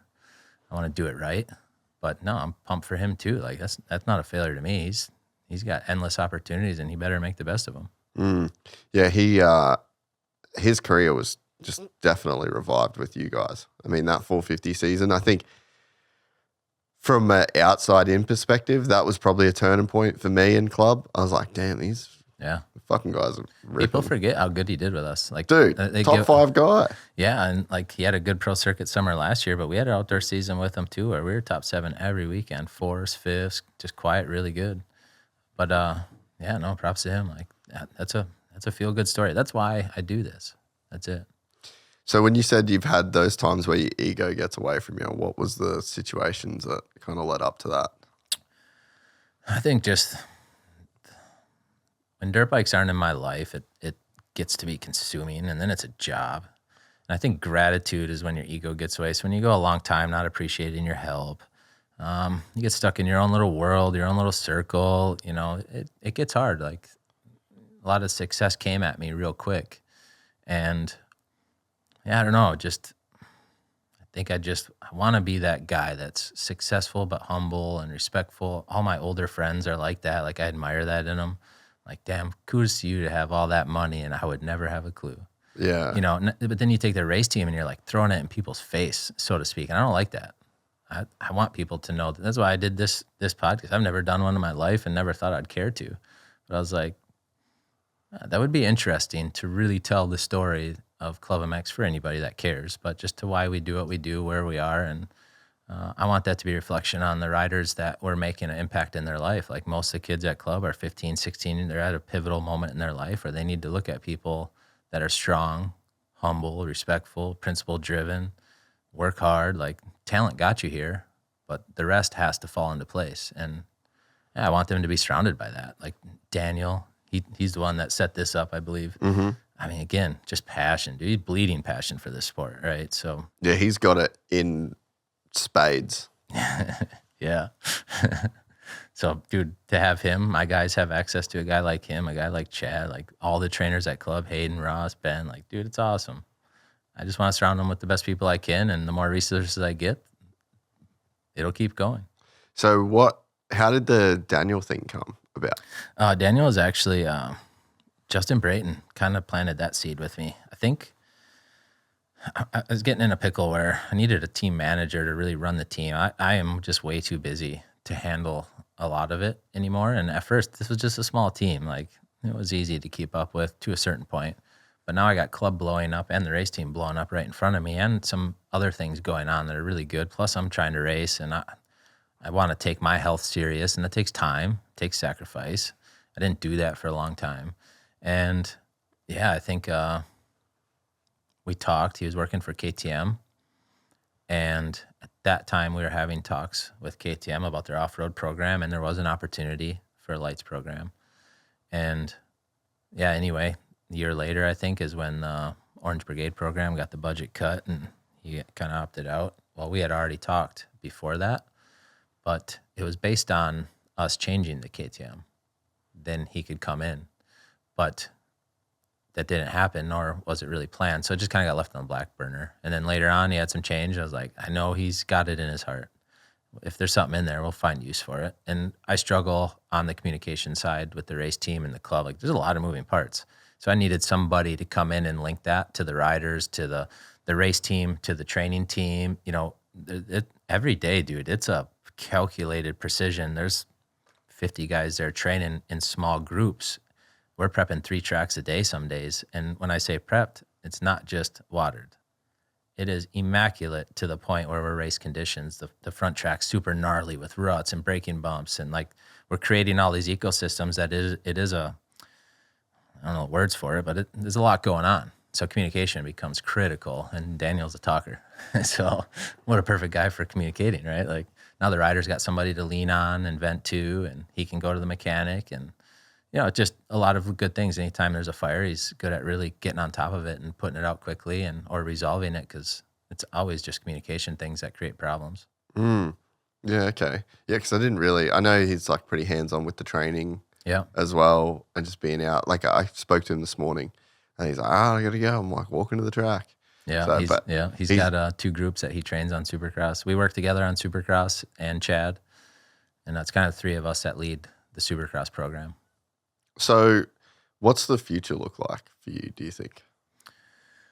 That's funny because, dude, a long time ago, like when Club first started blowing up, I wrote down this list on my paper. I'm going to retire at 36. Like, I kind of said, F it. Like, money ain't for me.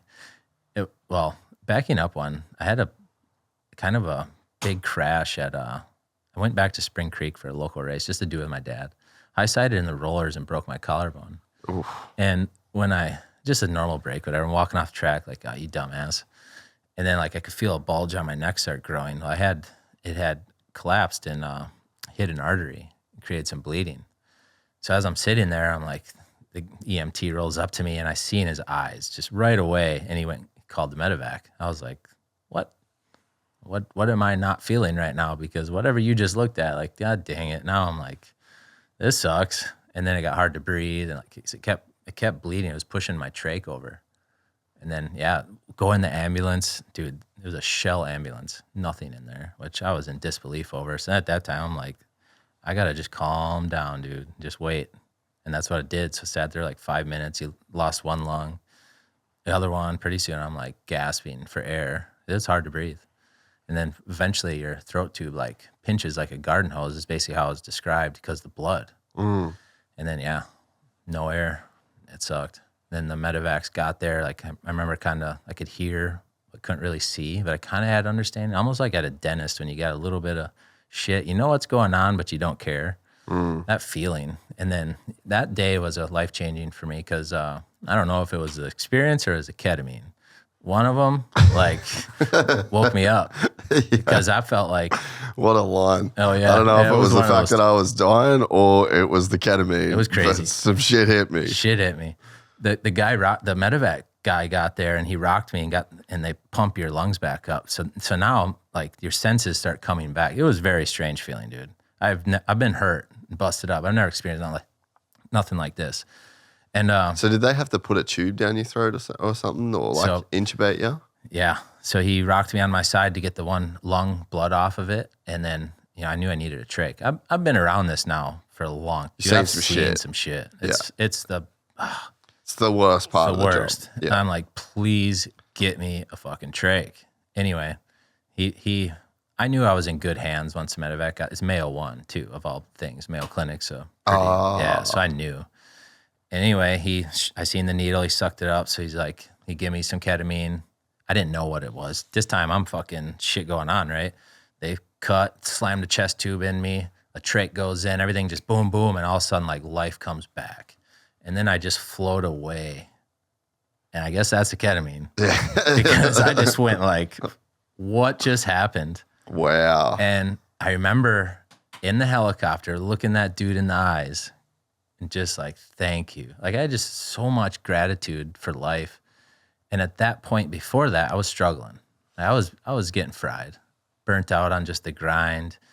What year was this? This was probably like 17 or 18. So shit's pretty serious at this point. For sure. It's business. Like there's probably like millions of dollars coming and going. Oh, yeah. In and out all the time. Right. And you're managing a lot. It was, and taking a lot for granted. And that experience was like a simple collarbone break could have ended it. Dude, life can change just like that. I need to charge right now. As soon as I can get out of this place, I want to be healthy. I want to be fit. I want to fucking live life full. I want to race. Dude, I didn't start racing Loretta's till just a few years ago because of this process of change to get my health. I went and got like stem cells done on all my own injuries down in Columbia. Like I'm on this whole wellness kick. Like now it is practice what you preach. And I started doing that, and that kind of revived me. But that moment was like a kick in the ass. Like, dude, this can stop at any time. You better not take this for granted. You got real opportunities. You better go and charge and do it right. Make some time for your family. Like, do the things. But also, there's still this balance act that you play with yourself. Like, you got to work hard. You got to sacrifice if you want something. But, we all play this game, and you just hope you pick wisely. Like, that's all you can do. You're not going to have all the answers. But that moment was like, get your shit together. I need dirt bikes in my life. And I've been told, you better never race again. My wife went through all this, my daughter, my dad. Like, they thought I died laying on the track because the helicopter didn't take off for a long time. You have to sustain life before you go. It was gnarly. I was in the ICU, woke up. You are incubated at that time. Thankfully, the bleeding stopped on its own, but I think I was in a a self-induced coma or whatever. They put you in the coma for a few days but I woke up and like, as soon as I could write, I'm like, stop the pain medicine. But they do it so you don't gag on the throat tubes. Like they can't stop them. I'm like, you must stop. And anyway. So what were you feeling from the pain meds that you didn't want to feel? I just hate that shit. I just wanted to be normal, dude. I'm like, because again, the experience or the ketamine, I don't know. I've talked to some people that have had similar effects with ketamine. But for me, it was, I'm fine, dude. And you know what was crazy? We were doing this fundraiser for a guy that used to train at club, and he's from Minnesota, and he had crashed his Harley. Years ago, he trained at club. He crashed his Harley, and he had like, bad problems, brain injuries. Like, he was unconscious for a long time. And we had done this fundraising for him like a year prior. He's still in this place, dude. And I woke up and found out he was in the room next to me. I'm like, fuck me. You guys need to focus on this cat. I'm going to be fine. Please just get me out of here. Because I don't know. I just had a feeling like I was okay. But again, I don't know if it was the drugs or like the life experience of going through that. It was surreal because I had shattered my rib cage all the way down, broke my sternum, and then my collarbone. And so I got out of ICU. We go to the waiting room. I'm like, I just want to go home. I don't want to get surgery here. I would rather do it at home. And we drove from Minnesota to South Carolina. Like, I took a week off at home. Dude, I mowed my lawn with my daughter on my lap. The whole time, I never felt an ounce of pain, period. And my ribs are just grinding on a zero-turn mower. Like, and I'm just like, what is going on? I think it was like 6 days it took to get appointment, to get x-rays. The guy looking at me like, what are you on, dude? I'm like, I ain't taking nothing. I don't take nothing. I hate that stuff. And yeah, it was crazy, dude. But so then I got plated up, and from that point, I made like a shift in my life. Like, I have to dedicate some time to my health because I have to be able to charge, and I want to be able to charge this stuff. No matter any money in the world, you can't pay me to sacrifice who I want to be when I'm older. And those are the little windows you got to open and close real quickly through all these tests and different situations in life. And yeah, I don't know. I'm grateful for that moment, to be honest. It was scary and stuff, but it changed it. So now I'm like, dude, I love racing Loretta's. It gives me a reason to want to train, to want to be fit. Like, yeah, just, you got to find those little wins to like something that motivates you besides the business side. And yeah, experiencing some success was also a good reality to, I was successful at that point, and like, damn, life can be over just like that. Yeah, you were successful and making a good amount of money, and doesn't mean shit. Don't mean nothing. And that's when the tone changed to like, I want to help riders, but I want to help people too. Like, why am I so lucky and blessed to have dirt bikes in my life for a living? Like, I get to roll across and work at ClubMX and run a race team. Like, that's pretty cool. And the cool can wear off. It does wear off, and you just constantly got to recheck it. Like, this is cool. I'm really lucky. So when you decided to make that step, invest in your health, you did the stem cells, all that. Did that help? Oh, yeah. So pardon me, the stem cells worked? Yeah, researched it for a couple of years. I had bad arthritis in a wrist. My knee, that knee I had torn up real bad. Is always a little bit of a problem, but yep, fucking Millville, bro. Yeah, but I was always pretty strong and like kept care of myself in the basics of regards. But yeah, just took a shift. Started exploring all that stuff and the wellness things, and I just kind of dove in. And Deborah, she's always been with me, but I've never really like I do 80% of what she says, but slacked on the rest. But when I crashed, I was like a little bit overweight and a little bit like, I want to ride at a high level. Well, you better be prepared to, or this is dumb. There's still a lot of risk. I'm not even Loretta's. Like, I take it way too serious. I shouldn't, but it's hard not to. I live in the environment that it's like, practice what you preach, right? Right. Like, how Lead do I from the not? front? Yeah. So anyway, yeah, it's cool. I'm happy where I'm at right now with my health, and stem cells did help. Got my knee done, my wrist. I've actually done it every year almost. Last year I haven't. But even just general, like through an IV, and now working with the McGinley Clinic. I don't have to travel internationally now to get help. That commercial system of trying to get better sucks, right?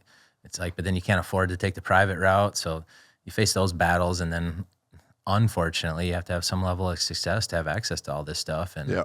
And that sucks, but it's a reality. So it's kind of like I need to invest in myself a little bit here. And I took that moment to regroup and just trying to maintain that now through a better lifestyle. And utilizing the practices ClubMX preaches. I want to live it and be part of it too. And I kind of feel like that's why I'm riding the best I ever have in my life.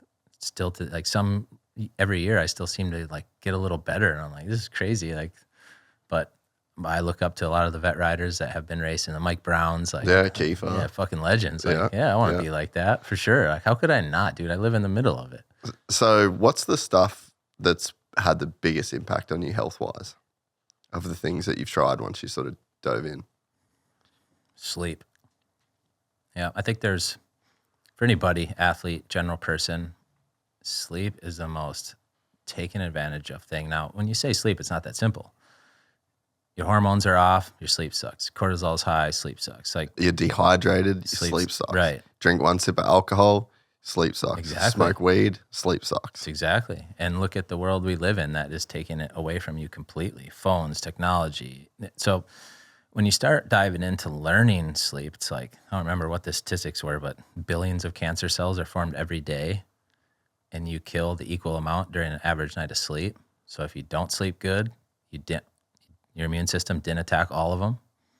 Just that in itself, it's like, that's how important sleep is. Now, the rebuilding side, the first 4 hours with the chemistry of your body, then how it shifts to the brain. Like, I think sleep has to be the priority for every person, period. Have you read Why We Sleep? No. You should read that. Unreal book. Yeah. I mean, sounds like you know a lot of it, but yeah, there's a book by a guy, Matthew Walkner, and it's unreal. Changed my whole perspective around sleeping. And basically, like, I just don't drink ever. Me neither. Because of the research around alcohol and sleep. Right. I never have been a big drinker. I've got like a kidney problem, so I can't drink that. Like, it just doesn't agree with me when I actually like send it partying or whatever. Did it for a long time, fucked me up every time, finally give it up. But then I would be the kind of guy that would get a bottle of wine and I'd have a wine with dinner and steak, or if I'd go to a friend's house, I'd take a bottle of wine and I'd drink, or, like I was that kind of drinker. Me too. But once I read this book, done. Yeah, good for you. For me to have a drink, like I just don't at night. It's just not one drink to me or 2 drinks is just not worth the sleep. Right. Last time I drank was at my sister's wedding. I'm not going to say I don't ever drink and I'll never drink again. Yeah, for sure. But I got fucking wasted at my sister's wedding. Absolute best time I've had. Paid for it for the next 2 days. Yeah. But I'll do that before I will have one glass of wine at night. Even my mum, I bought her, so I run the Garmin. Mm-hmm. That's a game changer for anybody. If you are wanting to get into your health, get yourself a Garmin, follow your sleep scores, look at your HRV, look at your stress. Like, it's a very useful tool. But yeah, I mean, I bought my mum a Garmin because she was like the bottle of wine, drink wine at night. Sleep sucked. And I'm like, it's fucking alcohol. Like, I'm telling you, you don't want to hear it. And it sucks that we're not taught that in school, or just, the system's rigged for us to be healthy to start with. So that's one. Well, the incentives are wrong, right? Right. The incentives for alcohol companies are to sell as much alcohol as possible. Tobacco, like pharmaceuticals. Yeah. Companies don't make money off how well you are. Yeah. Companies just make money off the product that you buy of theirs. It's very simple. It's not any more nefarious than that. There's no agendas that just is the agenda. It's like, hey, we're just trying to make money. Yeah. Yeah. And a lot of people making a lot of money. So you just got to take it on yourself. Yeah. And that's where stem cells, they have like a 2-week procedure. You're spending that kind of money. You want to do it right.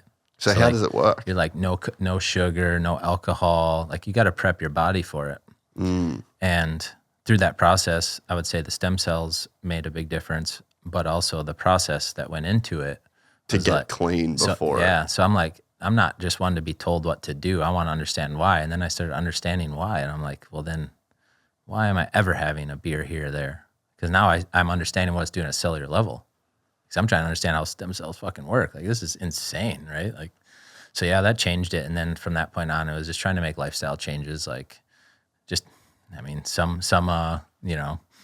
hippie stuff to some just lifestyle changes, like stop brushing your teeth with fluoride and all this shit, tap water, just, you start doing one thing at a time and you let it keep compounding. And then through all the blood paneling with the athletes, of course I'm going to do myself.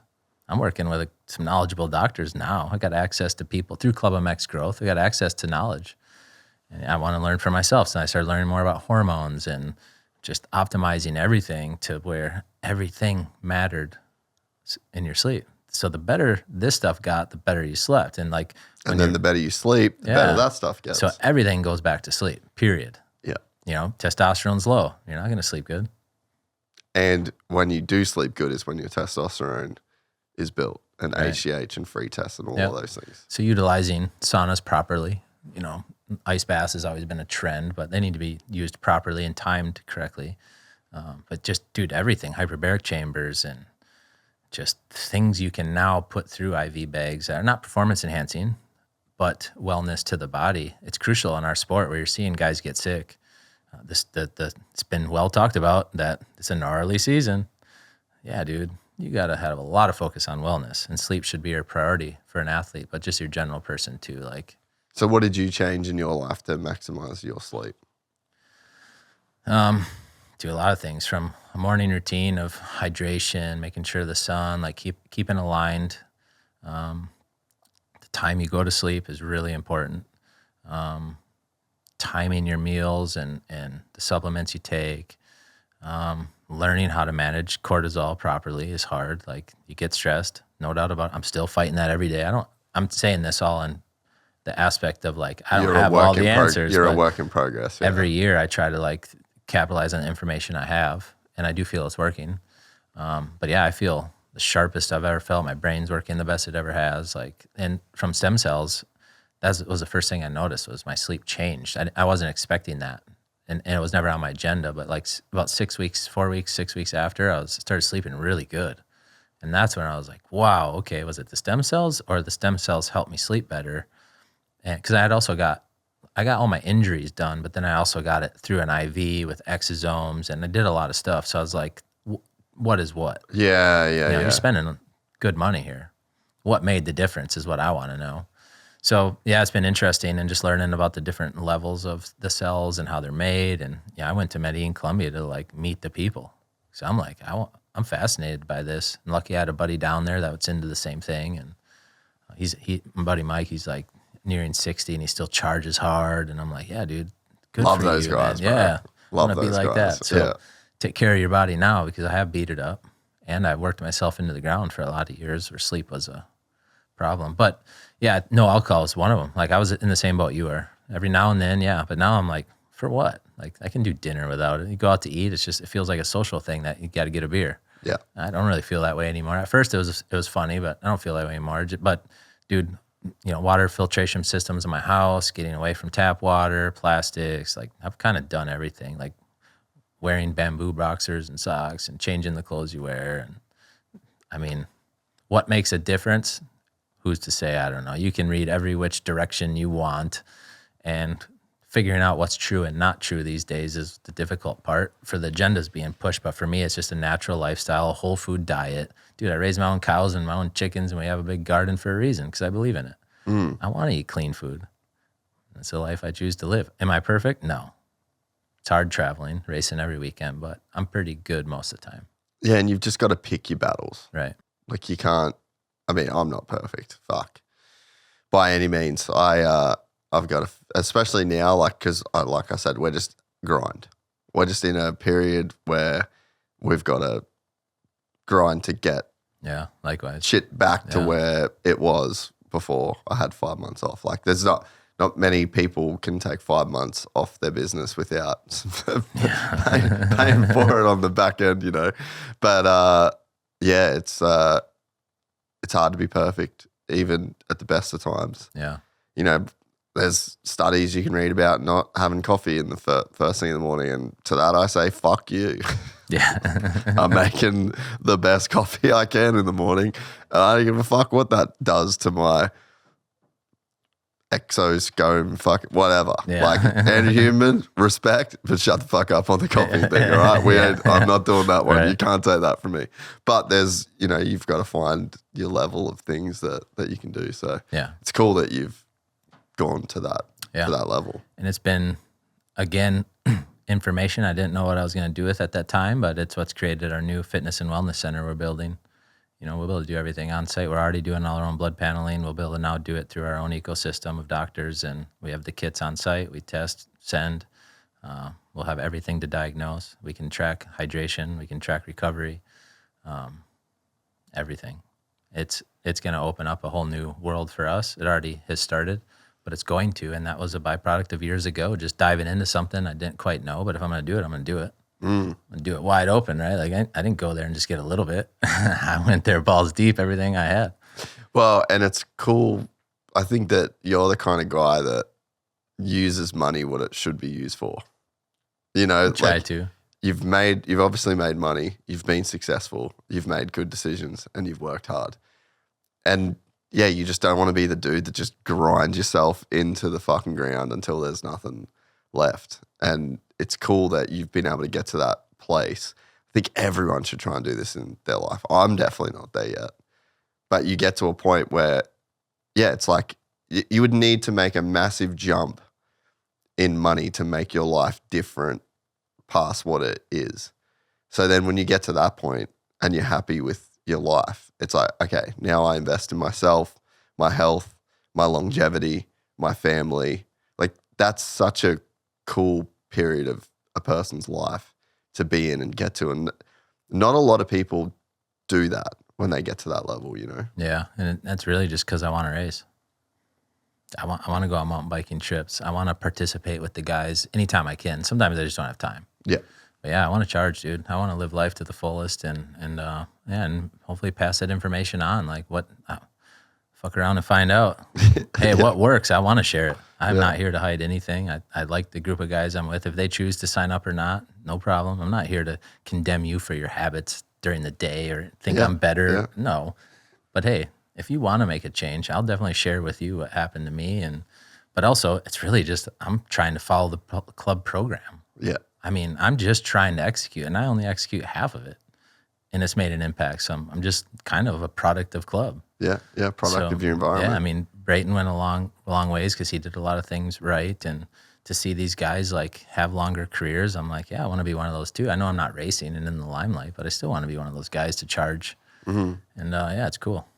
So what's going to be the thing that you see really busting this shit wide open? Like, is it going to be an AM kid that comes to club and is just like the next Jet Lawrence, and then that kid just never leaves, and you take him all the way to the top? Like, is that how you see this shit, like, really busting open? Because that's the dream. That's the dream, yeah. We failed, but we got a kid right now, Ryder Malinowski. He's really good. I think he's a fucking badass. He's got that dog in him. Mm-hmm. Late to the party, dues to pay, but he won the last St. Louis race for the All-Stars. A kid that's only been on the bike 4 years, I think. I mean, we got involved with him at an early age when he was still not really anything. I don't know. He's got that in him. He's got a killer in him, and I like it.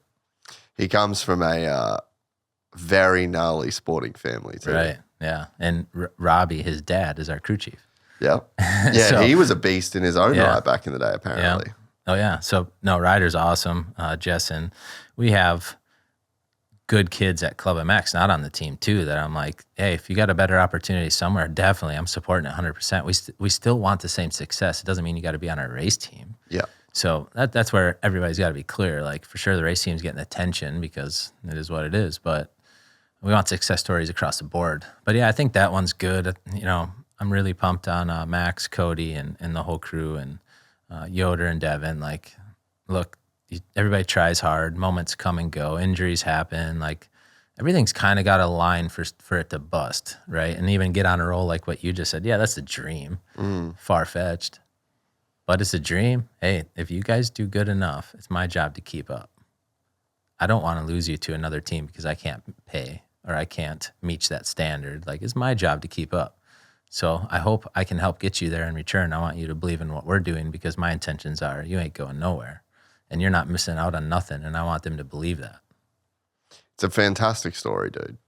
What you've created and what you've built is pretty incredible. I wish I'd had the chance to go there and experience it before we did this, because I'd probably have a context that you just can't quite get across in a conversation. Yeah. But it's just an incredible story to do what you did from, to rewind all the way back to a dude pouring concrete and doing like a daycare for moto kids. Yeah. It's come a long way. No, anytime you're in the area, that'd be cool. It is. Everybody says it when they come there that, man, I never knew it'd be like this. I'm like, I know it's just hard to describe and show it, but it is a special place. I mean, 10 tracks, all different soils, sand track, clay track, red clay, 3 Supercross tracks, all different dirts. I mean, fishing ponds that were clay pits. We got off-road haul trucks and excavators to mix dirt.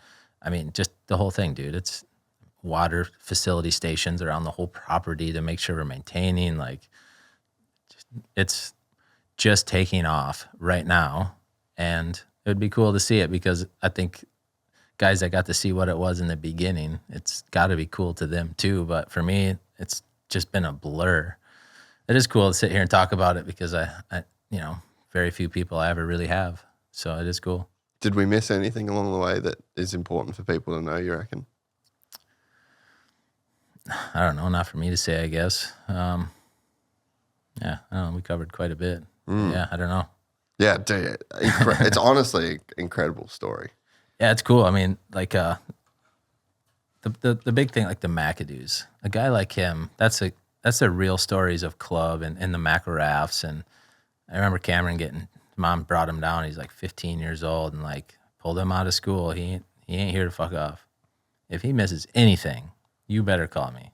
Really? And yeah, to see a kid like him go from just a sketchy ass B rider to quickly excelling. I mean, like you dive into a nutrition program with him and he'll do anything you ask. I remember raiding his camper one day and just being like, with Deborah, it's like, fucking Cameron, you can't be doing this shit, dude. And you go out and then bam, he makes a change. And it's like, that's the motivation, right? So there's a lot of cool stories that have happened like that. Just the underdog, and that's who I am. I'm the underdog, just trying to fight our way to the top with an awesome group of guys around me. And I love those stories that I've seen along the way. McElrath was a good one too. A guy didn't come from nothing. I mean, I think he showed up for a weekend camp on a TM 125. The fucking frame broke in half, something the first day, and he pushed it off the track with a smile on his face. And I'm like, I just don't see that very often. I see kids kicking and screaming, and right, you become very judgmental to parenting when you're in this sport, right? Because you see everything. Has it changed your parenting? Oh, for sure. Yeah. Oh yeah. I was very lucky to experience responsibility taking care of kids at a young age, and it made me grow up pretty quick. And I did some stupid shit, like the story could sound like driving a van with fucking deck chairs. Right. But I was also a dumbass too. Like I was a kid running wild, causing problems too in school. Like I wasn't any perfect. I'm a typical moto dude, man. But seeing the way kids are raised is interesting. And I got 2 girls, and they live at a training facility, which is weird, right? And I don't know, the public school system drives me a little crazy, so we do homeschooling. But the values I have learned through discipline and seeing the way young men react in different scenarios is on your parents. Like that's a parenting thing. Their behavior was created by who they're influenced by. And when you see a 2-year-old just staring at somebody talking and they just stare, you're like, that brain is processing so much right now with nothing being said. And that's what's important about creating this culture, because we got kids coming in scared out of their mind. A McAdoo gets dropped off by his mom, and you come from Iowa, and now you're at a facility, and you're expected to be in the gym 2 times a day on the bike, meetings, nutrition meetings. Like you're expected a lot. Then fit your school in, take care of all your clothes, do all your shit, work on your bike. It's gnarly, dude. And they need people to look at, to just take in. Sometimes you don't even got to talk. You just got to set a good example, and we got a lot of good people that do that. And a lot of good riders doing that. And I hope my race team is one of those groups that these young guys come in and they look at Max and Cody and like, and they learn just from watching and behavior and seeing how they're working with the staff. And so teaching these guys how to truly work with other people is really important to me, because it is giving the next generation a different viewpoint that maybe in a time in this world we need. You know? I was literally about to say that. I think that we're definitely in a point in time where we need to build strong men again. Right. Dude, I see it. If I see a bunch of kids out fishing on a Monday night when the sun's going down, I'm just like, thank God. That is so rad. My beach at my house, like, dude, you guys can have my front yard as long as you're outside doing shit and being kids and playing, and because a lot of kids ain't doing that no more. It's the truth, and it sucks. But they've been building a mountain bike or a BMX like pump track thing, and seeing a bunch of kids shoveling dirt. Again, I'm just like, I say kids, young men. Like, that's rad, dude. That's so cool. You just worked your ass off all day, and now you're going and playing in the dirt, and you're outside, and like just the basics of health, like we just talked about. Well, not being outside is one of those problems. Lack of sun, like everything they're teaching us is wrong.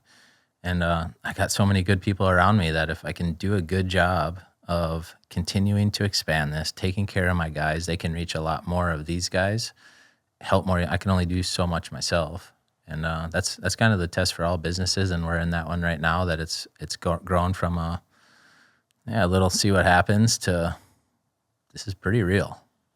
You know, there is a lot of money on the line, a lot of liability on the line, a lot of people's lives on the line, a lot of sacrifice.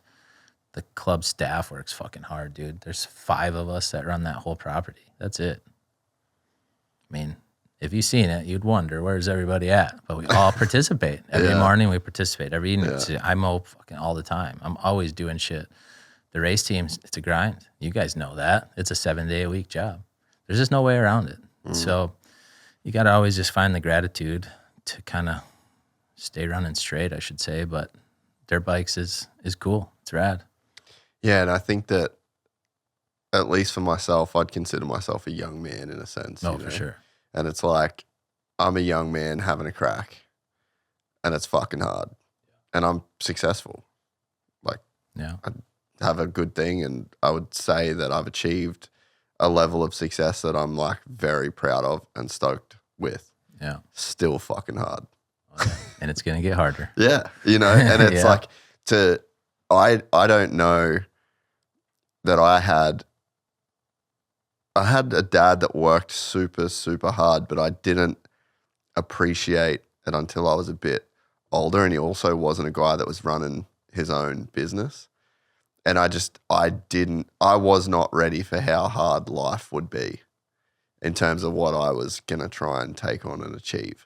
And I think that, you know, to have a facility where you have so much interaction with young men and the next generation of guys, to be able to really prepare them for just how fucking hard the world is, to really make it on your own and to really be independent and to be outside of the system. Oh, yeah. Fuck, bro. Right. You're taking on a lot. Like, you better be ready. Right. And that's what's cool, too, is we get a lot of people that reach out that, dude, don't hardly remember him. I was there in 2012, and he changed my life. And they'll write a big text message or DM on Instagram. And, dude, it's so cool. I mean, very few people are going to make it. I got lucky, made it in a different way. Other people get lucky, racers get lucky, but then there's most people just simply don't make it.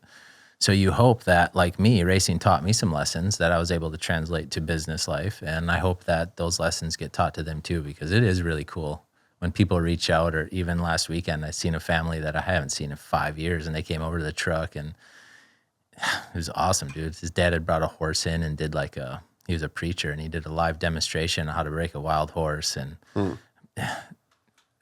just like, dude, it is so cool to see you guys. They're intimidated to come talk to me. No way, dude. No way. That's awesome. Yeah. Well, mate, we'll leave it here. Yeah, thank you. This was unreal. That was fun. I'm sure we'll talk more. Yeah. Over the next. Well, hopefully, there's something interesting to talk about. I was going to say, I'm sure that there's going to be a step that gets taken that will warrant another conversation down the road. But this was unreal. I got a lot of perspective on your story, some of the kind of crazy shit that's gone down along the way. But this was unreal. Yeah, likewise. Appreciate it.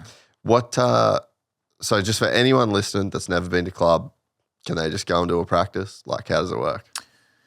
Open practice, yeah.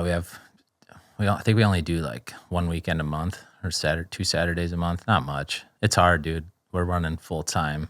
Yep. It's hard to fit it in, but the training side, fortunately, like we're so busy. I mean, we're churning away. Really? 5 people a day. It's nuts. Yeah, we could have multiple facilities full for sure. But there's a level that you have to stay within to do a good job. Yep. We've actually gone past it and we're starting to retract. But there's a level of also support that's giving us to reinvest in the facility and, the wellness and new fitness center being a high level and just all the things we're doing. It requires cash flow, right? So it's a real business now. We want to continue to dial it in. We are. We want to closely align with the right strategic partners to do that, both for the race team and for ClubMX. We feel like we got something special. But you just go on our website, and we specialize in annual training programs. That's kind of our bread and butter is 1 year.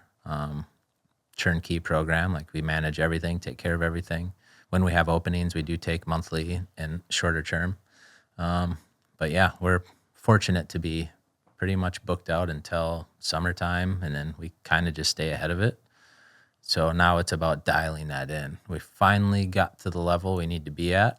We got there a couple of years ago, but it got to be hard, and now it's becoming more natural, and we're getting better people in place. And so this is when I think like the vision is now changing for the next evolution and turn the page on club as we know it now, and what's the next club going to be. We started that. And that'll be interesting to talk about. This was awesome, bro. Yeah, thank you. If you enjoyed this content, please like and subscribe. And to listen to the full 3-hour podcast, search Gypsy Tales in your favorite podcast platform or click the link in the description below. Gypsy Gang.